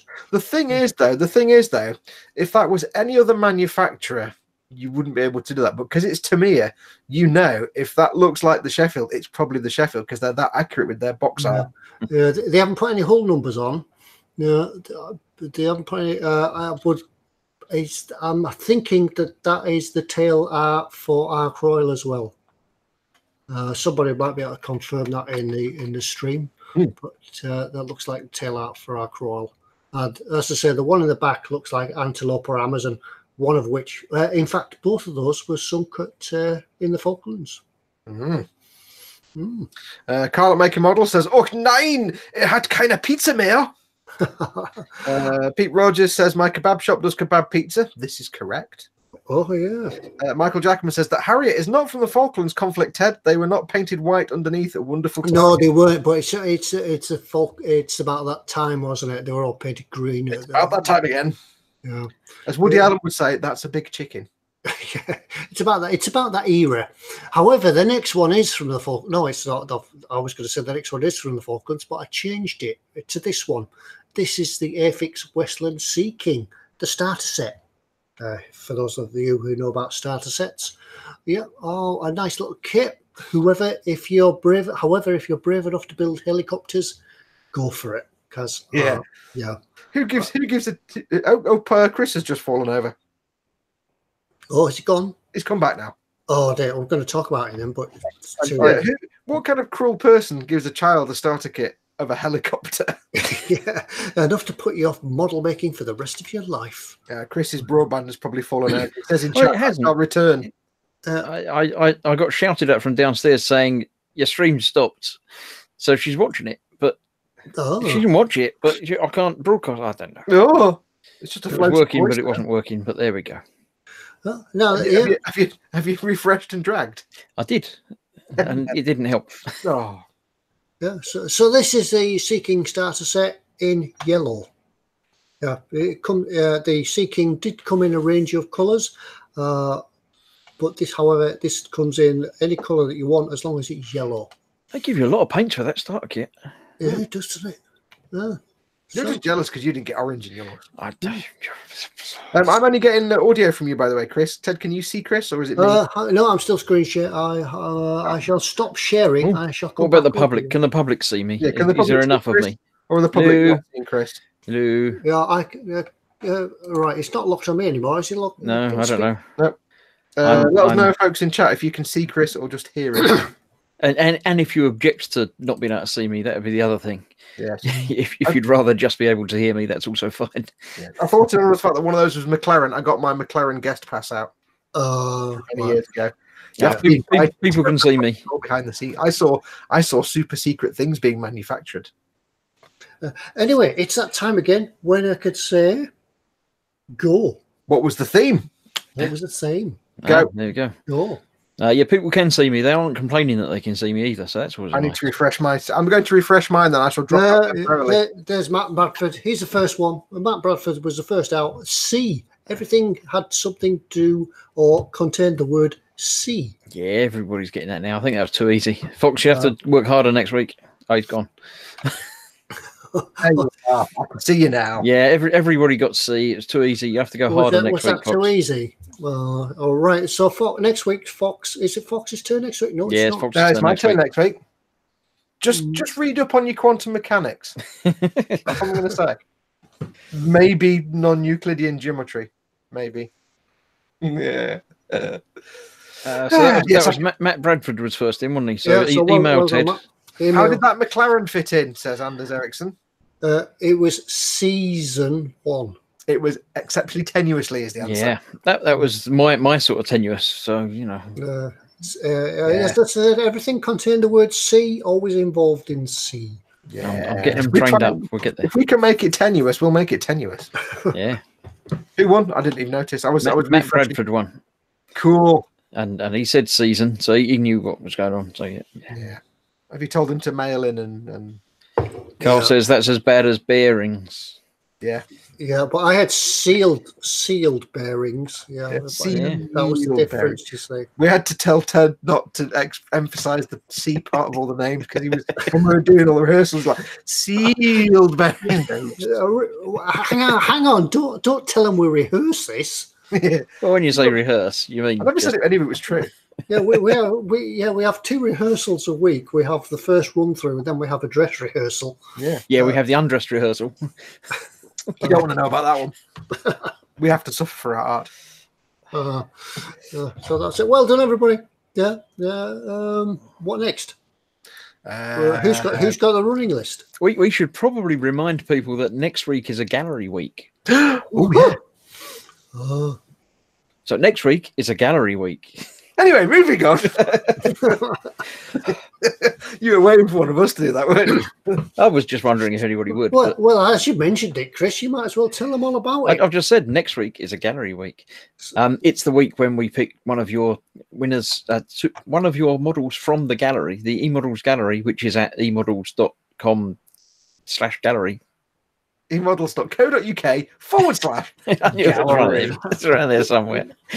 No, yes. / / You can slash either way. It's if it doesn't work, you've gone the wrong way. It has to be a 5-star rated review. So as well as putting in your pictures for the gallery, make sure you go and review other people. And if they're worthy of 5 stars, give them 5 stars. And we'll get together throughout the week and argue about which one we like most. And that person will be the winner of a fine model kit of some description that eModels will choose. Cool. Yes. Yep. Now, don't worry. Of course, we always say this. I'm just doing something at the same time. Don't worry if you think, well, my models, I don't paint them that well, or I'm not very good. We don't look for the most technically brilliant. We're not looking for museum quality here. We're not necessarily looking for that. We might pick. Oh, that's nice. I've just seen a photograph of the husky. We might look for something that looks like it could sit in a museum. Or we might go for something that maybe has been submitted by someone's 7-year-old son or daughter, and it's the first model they've ever made. We look at it and we go, I like that, and that's our entire criterion. So don't worry if you don't think your models are up to snuff, because some of the stuff on that is incredible. Some of the builds on there on the gallery are outstanding, but don't let that put you off. If you don't think you're that good, you probably are. You just whatever, but don't let that put you off. Put up your work anyway. Don't go for works in progress though. Just finish builds. Yeah. I keep seeing the picture of the husky on the eModels website. It's interesting. Trout and Child is singing along. He's saying do da do do da da do dee do do. It's the gallery. I can't remember the gallery tune now. I'm trying to do it, but all I get is Painting with Nancy. Yeah, I thought it was different. I can't. Yeah, I didn't get it from that. Sorry. Pete Rogers says you're going to play the Vision On gallery tune when we're doing it. We'd love to do that, but it's just copyright. Yeah, we're not allowed. We'd love to do it. I'll see if I can find some allowed music. Well, then again, we've got nowhere to play the music on the stream anyway. I just so everybody knows, I was actually searching the eModels site very briefly because Phil Kett says he recently bought a 124th Escort Mark II kit, a rally version, looking for some figures for driver and navigator. Any recommendations? He can't find anything. I had a very quick look now because I thought there was a Tamiya set, but there's the Tamiya Rally Crew set, the pit crew. I couldn't find anything with a rally driver. Michael Jackman says 124th figures are a nightmare. 135th are okay. 116th could get 124 fig for his London bus. No, I'd give the guys at eModels a ring or drop an email and ask them what they've got in stock if you can't find anything, because it may be they've got something that's not in stock right now, but they know of a kit that would be perfect. They might have a kit of rally driver and co-pilot, and they'll be like, oh yeah, such and such do a kit of that. I can get that in for you. So give them a call or drop them an email and just ask them. It seems strange that it comes without any driver figure there. I guess it's not to me. Yeah, I seem to recall seeing somebody with them. Now, whether they've scratch built them or maybe they've got them many years ago. Yeah, but yeah, give the guys at eModels. I said give them a call. If it's not a Monday, if it's a Monday, don't call them because they'll be bombed out with the order. Don't try and call them on Monday. Yeah, if it's that day in March when we're all there, don't try and call them then either. Yeah, because they'll be too busy making all the brews. Yeah. You might find give them a call, drop an email. 124th rally driver or kit that includes that. I say there is the rally pit crew. If you wanted to, what you could do is get the 124th rally pit crew and do it as a car in the pit being maintained without a driver in it. But it's a kind of a Subaru pit crew and modern, so it might not really fit. Moving on. Just a thought before we move on. Have you got James's picture? Yes, I shall share now. Hang on. Screen sharing across the universe. I can't sing anymore because that is breach of copyright. Yeah. James Chapman asked, can I enter his 1-to-1 scale kit in the gallery? And this is his kit. This is his kit. Adorable. Yeah. His 1-to-1 cheeky little grin. All smiles and giggles. And you know what? He built that quicker than you built that sub. Yeah. Hey, I resent that remark. At least he's got past 6 episodes, though, Chris. I'll give him this is also true. I've done that to myself, haven't I? Oh. Anyway, so there you go. There's James's 1-to-1 scale build. Well done, James. Yeah, well done. Yeah. Oh, stop. Where are we up to now? Andrew Leary says, don't call next week. I'll be there blagging stickers and coffee. Yeah, if you do call when we're down in March, by the way, it might be one of us that answers the phone. Knowing eModels, when we go down there, we often end up with jobs. Oh God, yeah, we go down to drop stuff off and pick stuff up, and we end up stocking shelves. And we don't mind. It's we get a coffee out of it. It just next time we go, we've got to remember to take a coat with big pockets. But I'll tell you what, if we're going in March, we'll be taking a coat. That'd be. I'll tell you what, though, the system they've got for the stuff on the shelves, like the numbering system, the lettering system. I'm so glad I've got a basic grasp of algebra and quantum mechanics, because I don't know how they came up with that system. It's weird. It's weird. It's very strange. Paul Di Tommaso says, I still haven't received any ratings on my Banshee kit in the eModels gallery. People, get going and reviewing. Yeah, go and review. And even if you don't think kit, if you see kit, just put 5 stars next to it. Just give everybody 5 stars. Yeah, you get 5 stars. You get 5 stars. Everybody gets 5. Yeah. Dave Cardboard says, technically, didn't his wife build it? Yeah. What Mrs. Or the filing system? No, the one-to-one baby. Oh well, that's true. Yeah, maybe provide. Yeah, don't submit somebody else's build. Yeah. The idea is if you spend time rating other people's builds, they'll maybe return the favor, and the karma will pay you back. The universe will pay you back and give you some ratings on yours. Yeah. Matt Bradford says I've built the 124th Escort as well, and think he's got the 124th Escort to build as well. Thinks he'll do the pit crew thing because nobody can find a driver. Do keep in mind it's a modern pit crew, so you get a little laptop. I actually used when I did the knackered old transit van build for eModels. I got a long time ago the pit crew, and I don't know why I got it, because all I actually ended up using was the trolley jack from that kit in the transit van, and that was about it. I don't know why I got the pit crew gone. Oh, it's because I wanted all the greebles and extra bits. But it comes with like a laptop and some modern bits of kit, so you might want to tweak it around a bit and don't use the laptop if it's an old 80s or 70s vintage Escort rally car. But you can have fun with it. It'd be really nice. Don't use the Subaru stickers either.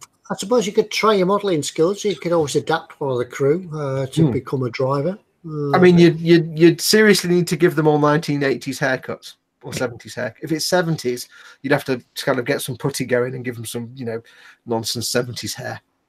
Yeah, put hats on them. Put hats on them all. Stephen Rolfe says, ask me anything on quantum mechanics. It's all theoretical. I'll ask you a question, Stephen. Yes or no? Yeah. It's got Uncle Bill. Right. Right, what are we up to now? Are we doing some sticker giveaways? Are we taking names for the list of stickers to give away? Are we doing the 2 for 1 again? Yeah, we do. Well, yeah, it's always 2 for 1 now because it saves us a stamp. I shall demonstrate.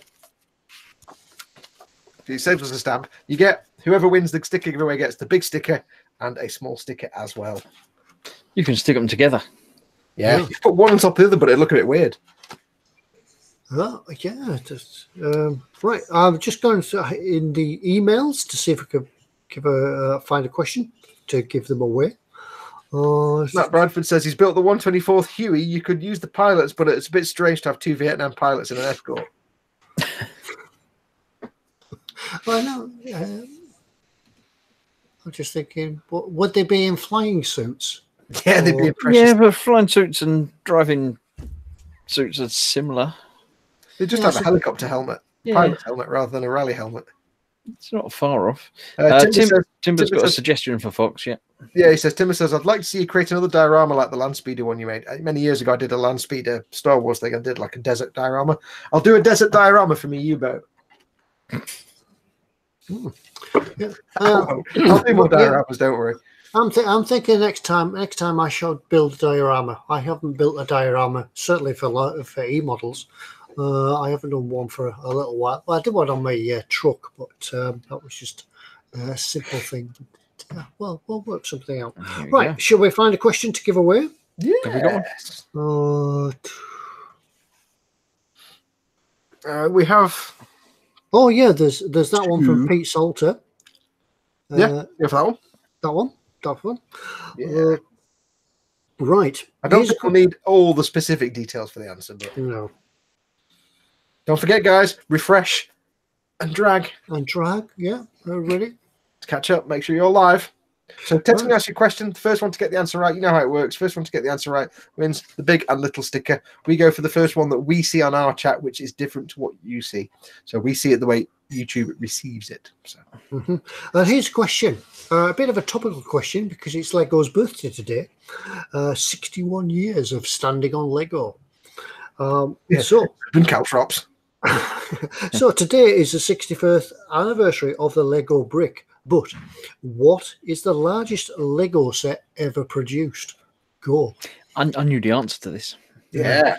What's the largest Lego set ever produced? Just the topic of the model. He's given us the set number, but we don't need that. And the number of bricks, we don't need that. As long as you know which one it is. Yeah.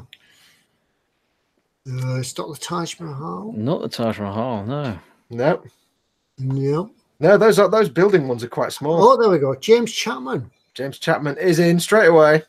Yeah, with the Millennium Falcon. The answer is set 75192. The Millennium Falcon, if I could say it even, with 7,541 pieces. I think the Taj Mahal was the biggest set until they brought the Falcon out. Yes, I think that's right. Maybe did they mean on? Is that way? Did they mean size or the number of pieces? Number of pieces. Number of pieces. Mm-hmm. So it's slightly more than the U-boat has, but not many more. Yeah, but there's no sprues and no trimming and no cleanup. Yeah, so that's the one thing I want to know about Lego, right? When you get a model, it's injection molded. So they have the mold, they squeeze the plastic in as a liquid, the mold comes off, it pops the sprue out, and the pieces are in there. The pieces are on the sprue. When they do Lego, they still injection mold it, and there's technically still a bit of a sprue, but it pops the bricks out, not on any kind of sprue. Mm-hmm. But there's never any little nub marks on the bricks from where they've been on a sprue. But if you do an injection mold, you've got two halves of a mold, and there's got to be a bit where the plastic is injected in, a little tube, and then there's the brick mold. So you should. How do they do it? I think they do it from the inside. It blows my mind. They do it very cleverly, and I think they change their molds more frequently than most model manufacturers. Can you imagine if a model manufacturer sold a kit that didn't have sprues? Just a bag of bits. No, so the parts didn't have nubs. You didn't have nubs to do. Oh, it'd be heaven. Yeah, but then you'd have just all the loose bits in there, and they'd get damaged and scratched up. How Lego works. Yeah, but Lego doesn't. You couldn't do it for any. You couldn't do it for like a 1/300 scale battleship, but you could do it for a car, Gunpla or something with big bits and chunky bits. I'm not sure. They don't have seam lines on them either. It's like these. Timber does say Lego costs a fortune. Yeah. That's probably why they probably got somebody sat in the back room with big all the nubs on. You're sending it down, yeah. If cardboard says it does have nubs, you have to look hard. Right, I'm going up in the loft to find the police helmet and some Lego. I'm sure there's some in the loft. Next week we'll be building Lego. Mark says there's a video on La Legos I made in this here YouTube thing. There is. I remember watching it. The brick soldier before that. So yeah, don't watch it now, but you can go after this stream's finished and watch the Lego. It probably, however, I would think that the phone and everything are listening to us, so a next pop up in our suggestions. Have you thought about looking at this? When you log into YouTube, it comes up with suggestions. We think you might be interested in this Lego. I bet that comes up next. Mine is ruined. My suggestions channel is ruined. I don't want to know about this. This is a family show. No. I've purely because I follow one channel that were kind of like just a humor channel for people our age, and then they started doing more children's stuff. Now my entire we recommend for you is all children's stuff, and I'm like, what you need to do, you need to have a granddaughter that uses your phone or your YouTube internet connection to watch her stuff on, and you'll get all the suggestions are 4-year-old American kids unwrapping LOL eggs or something. I suffer that anyway. It's just I don't know. It's like they've only for years and years they've done sort of grown-up humor, and now they've started doing kids humor. In like 3 videos, I've suddenly got endless suggestions of children's videos. I'm like, I don't want to watch children's videos. I know how to count to 5. 5, yeah. Yeah. To be honest, you know how to count to 6. No. It's 6, but it hasn't progressed past. Yeah, he doesn't go further than that. Right, I think we should do a mug now, shouldn't we? Oh, yes. It's time for a mug. Very quickly, Anders Ericsson says, Foxx, isn't cleaning up parts a bit of the therapy with model making? Not when it's a master grade full armor unicorn, no. Didn't we have somebody the other day that would offer to rub all the nubs off for you? You could send them the kit, they sprue it and take the nubs off and they send it back. So I don't think you want to say rub off your nubs again, Ted. Can I do the question for the mug? Because it's sort of about me. Go on then. So, mug question. For a mug, I'm assuming you've already refreshed and dragged. Yeah, refreshed. Yeah, and we're still only on the Series 2 bugs. They didn't get around to making Series 3. Yeah, Series 3 was a myth. It was Series 2. It wasn't even 2.1. It was just 2. Yeah, I think it came under that spoof news or whatever, fake news. Right. We have a question from Adam Clark. He says, "Good evening, gentlemen. Following from Chris's build the other night, I built a snow speedery thing, little Snow speeder across the little Star Warsy thing, built in 2.5 hours. So yeah, pretty much what I've been doing this week. There we go.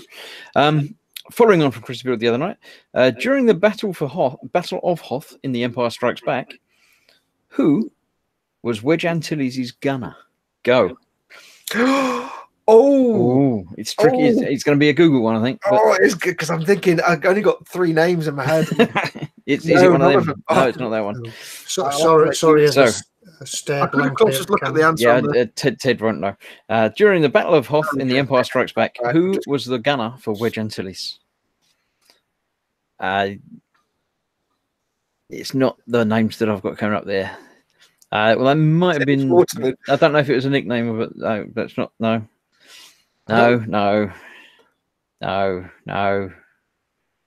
Dennis Waterman, right? The thing. We should also add that we don't fact check, so it might not be the right answer, but this is the answer that I've been given. So, Sally James? No. No. It wasn't Dave. No. Hawkins didn't make it past the X-wing stage. Brian. Michael Brown. I think we'll give it to Michael Brown. Yeah. Yep. The name we have here is Wes Jansen. So Jansen will do. Yep. So congratulations, Michael Brown. You are now the proud owner of an eModels mug. Yep. Send your email to ted@emodels.co.uk. Tell us you want a mug, and we'll let them know. We'll forward the Bears. Bears. Forward the Bears. Yeah, don't forget, we physically send out the stickers ourselves. We've got a bit of a backlog at the minute because my car's off the road. We will get it sorted, but yeah. So we're a bit behind on the sticker send out. If you win a mug, we just send your details on to the guys at eModels and they send that out to you, so you don't have to wait forever for that. Also, once you finish watching this video, this episode, this stream, us, go onto the YouTubes and search for Lego Battle of Hoth. There is a video on the YouTubes, which you mustn't go and watch now. Somebody recreated the Battle of Hoth scene from Empire Strikes Back, the best of all the Star Wars films. He recreated the whole sequence in Lego, but using the original soundtrack, the original audio, and it is fantastic. It's dead old, it's dead simple, but he's even got to the point where you see inside Luke's really simple little cockpit, and there's a little minifig there, and you can see the shadows moving because he's moving it around with a light, and it's just genius. Just go and watch it after this. I assume it's a scene for scene. It's a scene for, well, almost pretty much scene for scene. It's very old. There's a few different ones on there, but the one you want to watch is the one that makes you go, "Whoa!" I'll be back in a minute. Then I'll just go and have a look. Yeah, it probably only lasts like 3 minutes. Doesn't it? We'll just sit here quietly for 3 minutes while we're watching it. The thing that always sticks to me in that the Battle of Hoth scene, and the whole sequence is fantastic. It's the best sequence in all the Star Wars films. Is the way at one point he says, "Go now." Luke just says, "Blah blah blah blah, go now," and it's like, if you were writing that script, you wouldn't write "go now." It's not a phrase you would think to say, and yet he says it, and it makes it more believable because they say little funny things. The bit where Wedge is there, and he's doing something, and he just kind of looks up at he's got all his stuff in his cockpit, his dials and things, and he's kind of talking. He goes like that, and he's looking around, and it's just so believable because he's looking at dials on the dashboard, and the acting is just it's brilliant. Jamie says he's already seen it. It's amazing. Yeah. Andrew Leary says also look for the Star Wars battles that were filmed in the Lake District. Yeah, they were. I was there. Yeah, they were driving the boat down the lake, and this X-wing would fly over, and you'd have to duck. So Ted was there in a galaxy a long time ago. Yep. A long way away. Yep, it's the Lake District. It's a long way away. In a galaxy just down the road. Turn left at the A590, and there you are in the Lake District. Past the little chef, near a bit further down. So have we done all the giveaways then? We give everything away? I think we have. We have done the muggings, and will be more next week with the gallery, but this week. Gallery times. Yeah, so like I was saying before, don't fret if you don't think your models are up to scratch. They are up to scratch. Just post them up in the gallery anyway. We don't always look for the most beautiful or the most amazing. We look for the most interesting. Yeah, and don't forget, some of these models that we often look at when it comes to judging time, we look at that's good. That that shows that it's just been made by a young lad or whatever. And unfortunately, it hasn't got 5 stars, so we can't include it. So, yeah, there's been some we've looked at where it might just be like a real simple, just real simple build, like a young lad or a young girl has done, but we can see that they've had fun doing it, and that's kind of what shines through. And we'd be like, yeah, that's gonna, and then it's like, oh, we've not got 5 stars. So, yeah. Get rating. Right. It's up to you guys in the chat. We've got 10 minutes to kill. If there's anything, we'll call last orders. If there's anything else you want to chat about, bring up questions. Now's your time. Otherwise, you'll have to wait till next week. As soon as we've gone, as soon as we switch off, I bet you're going, well, I should have asked them that. Well, if that does happen, email. Well, as soon as we switch off, I've got a pan full of pasta downstairs to deal with. If you do think of a question that you thought I should have asked that, send it during the week. You don't have to wait until Monday night to send it whenever. Anders Ericsson says, do any of you know what the models from Saw Art is like? The only Saw Art kit I know is the 1/35th scale Dora. And that is a kit. That is a hell of a kit. I've not noticed who made that. Yeah, Saw Art. They obviously do other things as well. They wouldn't just do a one-off Dora thing, would they? I think Dora would take all the factory space. So. That's true. I've got to be honest. The thing I love about the last sort of 5 or 6 years is the number of tiny manufacturers that have appeared from all over.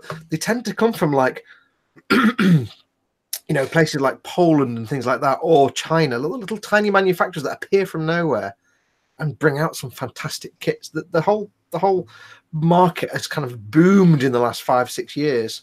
Before it was Tamiya or Revell or Airfix or Hasegawa or Bandai, and that was it. Now it's Dragon and this and that and Sora and all these and I think it's great that you get all these little kits from companies you've never heard of. It's kind of exciting to think I'm going to get that just to see how good it is or how bad it is, or you never know. Yeah, I think there's so much as well that it's so easy these days to find a kit and go online and have a look at somebody that's reviewed it, and then you can find out whether or not it's any good. Somebody's probably already built it before you have. The good thing is, well, a lot of these like small newer companies, they tend to stay away from the kind of well-trod path, and they tend to go for stuff that a lot of other manufacturers haven't really touched. So you get some of the people that do funny little planes and weird things and unfortunately, I think that does at times make them a little bit more expensive because they're like a garage build, coming from a garage workshop, or they just don't have the big infrastructure behind them. But it is interesting. It's like the guys that do all the sort of Japanese World War II vehicles that nobody else has really touched. You see them around now, and there's all the Wingnut came from nowhere a few years ago, and they started with the biplanes, and they kind of focus on the biplane side of it. So there's all these different companies that come up, and some of them will work, some of them might not last very long, but it's great. It just means you've got more variety and more things to play with, because the small companies can take a bigger risk on kits they might not know about. Anders has found another Saw Art kit in eModels. They do a 1/35th M1 World War II German 35.5 centimeters heavy gun. Hashtag 35002. Yeah, if Anders or anybody else, if you weren't already aware, there is a website. Is it ScaleMates? It's called. If you go on ScaleMates and create an account, it gives you a great sort of directory of all the kits. Tells you when they've been built, when they were sort of retooled, and everything like that. And if you ever try to search for details of your model that you found and what it's like, try ScaleMates and they'll tell you all about it. Andrew Leary says he comes from the town that started Games Workshop Eastwood in Nottingham. He's now my best friend because he lives near Warhammer World. Dave Cardboard has a good question. He says, how long does it take you to come down after a show? When he used to gig, it took him hours. It takes me about 6.5 days. Yeah, it takes me as long as I can get downstairs and get a brew, and I get a coffee on about 5 minutes. Yeah, I usually just turn off, go upstairs, go to bed. That's it. Yeah. I mean, the usual routine for me is that I'll be halfway through painting something when we need to start getting ready. So I'll be like, right, we'll finish the show and I'll crack on with it. And what I actually do is finish the show, go downstairs and find really crappy food, and then come back upstairs and watch like 3 episodes of House, and then realize it's 3 a.m. We have a question from Lord Barkley III to me. Any news on the full listing of Bandai kits at eModels? At the present stage, there are no official distributors in the UK for Bandai, which means no one really has a massive selection of everything for Bandai, because Bandai don't want anybody to be a distributor. So everybody's depending on everybody else. They are looking to get as much as possible. Is he talking about the Revel Bandai thing? I think he means like things like Star Wars and everything else, and non-Gunpla. But it's a long, drawn-out process. It's actually very difficult for retailers in the UK to get Bandai stuff outside of, well, I mean, not just outside of Gunpla, but any Bandai stuff, because there's no official distributors. Bandai don't see a huge market for their kits in England. But a lot of the several of the Star Wars kits have been rebadged as Revel, haven't they? Yeah, they've got the Revel Perfect Grade Millennium Falcon. I know this because mine's downstairs waiting to be started. eModels build coming up in the next few months. There's no word yet on the rest of the Revel, on the further releases of the Revel Star Wars Bandai kits. We don't know about that yet. It's down to Revel, and they haven't announced that yet. Yeah, it's not just the listings of kits. It's eModels. It's that Bandai haven't said what's going to be up and coming. Yeah, in terms of Gunpla, it's very hard for UK retailers to get stuff. But they're on it. Don't worry. They know that Gunpla sells. They restock their Gunpla quite often, but it's limited resources. The Revel Bandai stuff, that's down to Revel. They haven't said anything else yet. The Falcon was the first. Other Bandai kits, even harder to get than Gunpla. So they're on it, but it's not easy for UK retailers to get Bandai stuff, unfortunately. Andrew Leary has a question. He says, do any of you know an old schoolmate of mine, Richard Helliwell? Odd question, I know. No, I don't know. Nope. No, didn't go to my school. That's covered most of the UK. Pete Rogers, going back to just touching on my topic again, there's still not many British vehicles, Bedfords, Ferrets, etc. Both of those I looked for on eModels to see whether they had them, because I was thought about doing a diorama with a ferret. Not a I'm ferret. not asking why, no. Not a ferret. But yeah, I thought I'd like to build a ferret. The only ones that I can find are resin models. Same with the Bedford. The resin models are very expensive, so I won't be building any of them, unfortunately, because eModels. I mean, that's the kind of thing where, you know, maybe a small startup company out of Poland or somewhere will maybe do one because they know there isn't a Tamiya version or a Dragon version like that. I think it's going back to what we said before. Not many people will touch the British stuff because it just looks so boring. But certainly those people that do like to build them, especially Cold War stuff. There's obviously the Chieftain tank and things like that, but there's not many sort of support vehicles and things to go with it. Phil Easter's got a suggestion for a new series. He says taxidermy with Ted. Yeah, stuff it with Ted. Jamie Byrne asks questions. Anyone know where to get to the Hobby Boss 135th Jackal 1, 2, or Coyote? Give eModels a ring or drop them an email and ask them if they can get it. If it's either the stuff. I'll start all that again, shall? That was a complete train wreck. Give the guys a call. It's either they have got them not in stock yet, but they can get them, or they don't normally stock them, but they can get them because they do stock Hobby Boss. So just give them a call. They'll be able to get one for you. Yeah. Someone did ask, not tonight, but someone did ask me sometime in the week when Ted was going to do another eMopen University Professor Skipper Tedwood.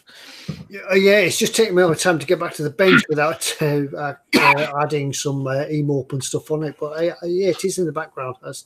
We do need to do some more of them. They're fun to do. Just a quick 10-minute video for how to use some stuff. But yeah, we'll get back to as and when I can. But, if you have suggestions of what he could do, then again, let me know. If you'd like to see any products that you'd like reviewed or how to use, I'm sure we could have a word with the guys at eModels and have a look at some products for you. Yeah, we like doing them.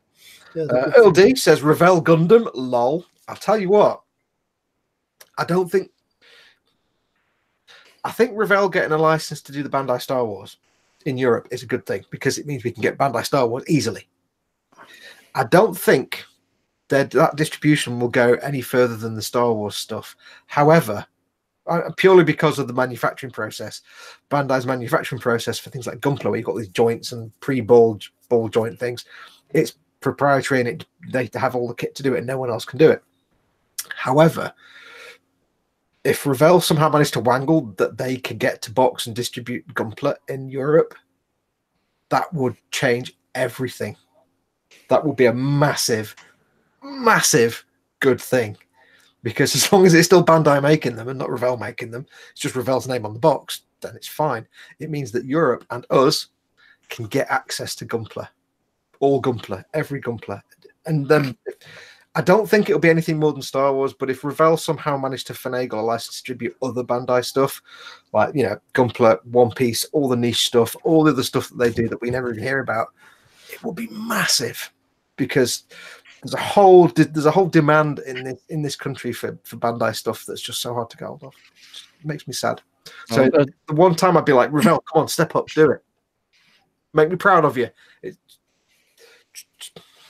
Stephen Rolfe says he's so annoying. He's enjoying the stream as always, but work is Skyping him, so he's got to go. Oh. So I think we'd all better go. Nothing worse being support, is it? Gone, and, you know, just because like one customer system needs a reboot, and you've got to phone them up and tell them to reboot it. BJ Blasco says, "Good night, guys. The pizza has arrived. Don't tell somebody else who maybe forgot to order their pizza." We wouldn't mention it. Yeah. Carl's saying that Accurate Armour do a ferret. Yeah, I've seen that one. It's very nice. I think they do the Bedford BL too. So yeah, they're nice, but they are expensive. I certainly like to make some of them at some time. Right. It's about that time again, seeing as everybody's going anyway, getting Skyped for work and things like that. Is it time to wrap up? Any more questions from anybody at the back? Is everybody still awake at the back now? Yeah, Vincent Mr. Lowe does mention there is some Gunpla distribution in France and Germany. It's very, very limited. It is via Bluefin. Bluefin is mostly the US. I've heard of them in relation to US stuff, yeah. Yeah, I didn't know they're doing it in Europe. But is this maybe an opening for us? We could sort of have eModels incorporated brackets Bandai? No, the problem is, the problem that I'll really kind of pot it really quickly. The problem is that for like the last 20 years, anybody in Europe that wanted to buy a Bandai kit had to buy it from somebody in just a retailer in Japan or Thailand or Korea or somewhere. So all Bandai saw were their kits being sold from the factory to Japanese and Korean retailers. They didn't see them then being sold on to people in Europe. So they've always thought there's no demand in Europe, which is why for a long time there's been no official European distributor or there's been no official UK distributor. And to sell Gunpla in the UK has been a living nightmare because Bandai, they won't even talk to you. If you're not a distributor, they don't care. They're not going to talk to you. So, and you hear this from retailers all the time. They're like, you have to fax Bandai to do things. And it's like, fax what? So if you, especially in the UK, it's a nightmare. But Revell are changing it, hopefully. If Revell do get a Gunpla license, that'll change everything. Yeah. We need to get a little garage and put eModels brackets Bandai underneath it, don't we? They wouldn't talk to us. That's the thing. Unless you can say, I will sell 10 trillion units in a week. We could say that. Yeah. Let's take all these guys from chat with us, and we'll come now. So look, all these people that want Gunpla apart from him who doesn't. And him at the back, Anyway, it's turned 11 o'clock. It's well past my time now. Yeah, Foxx needs to go down because there's a huge bowl of pasta waiting for him, a big pan of pasta. Chris needs to go and I need my beauty sleep because I need lots more beauty sleep. Yeah. I need my beauty food.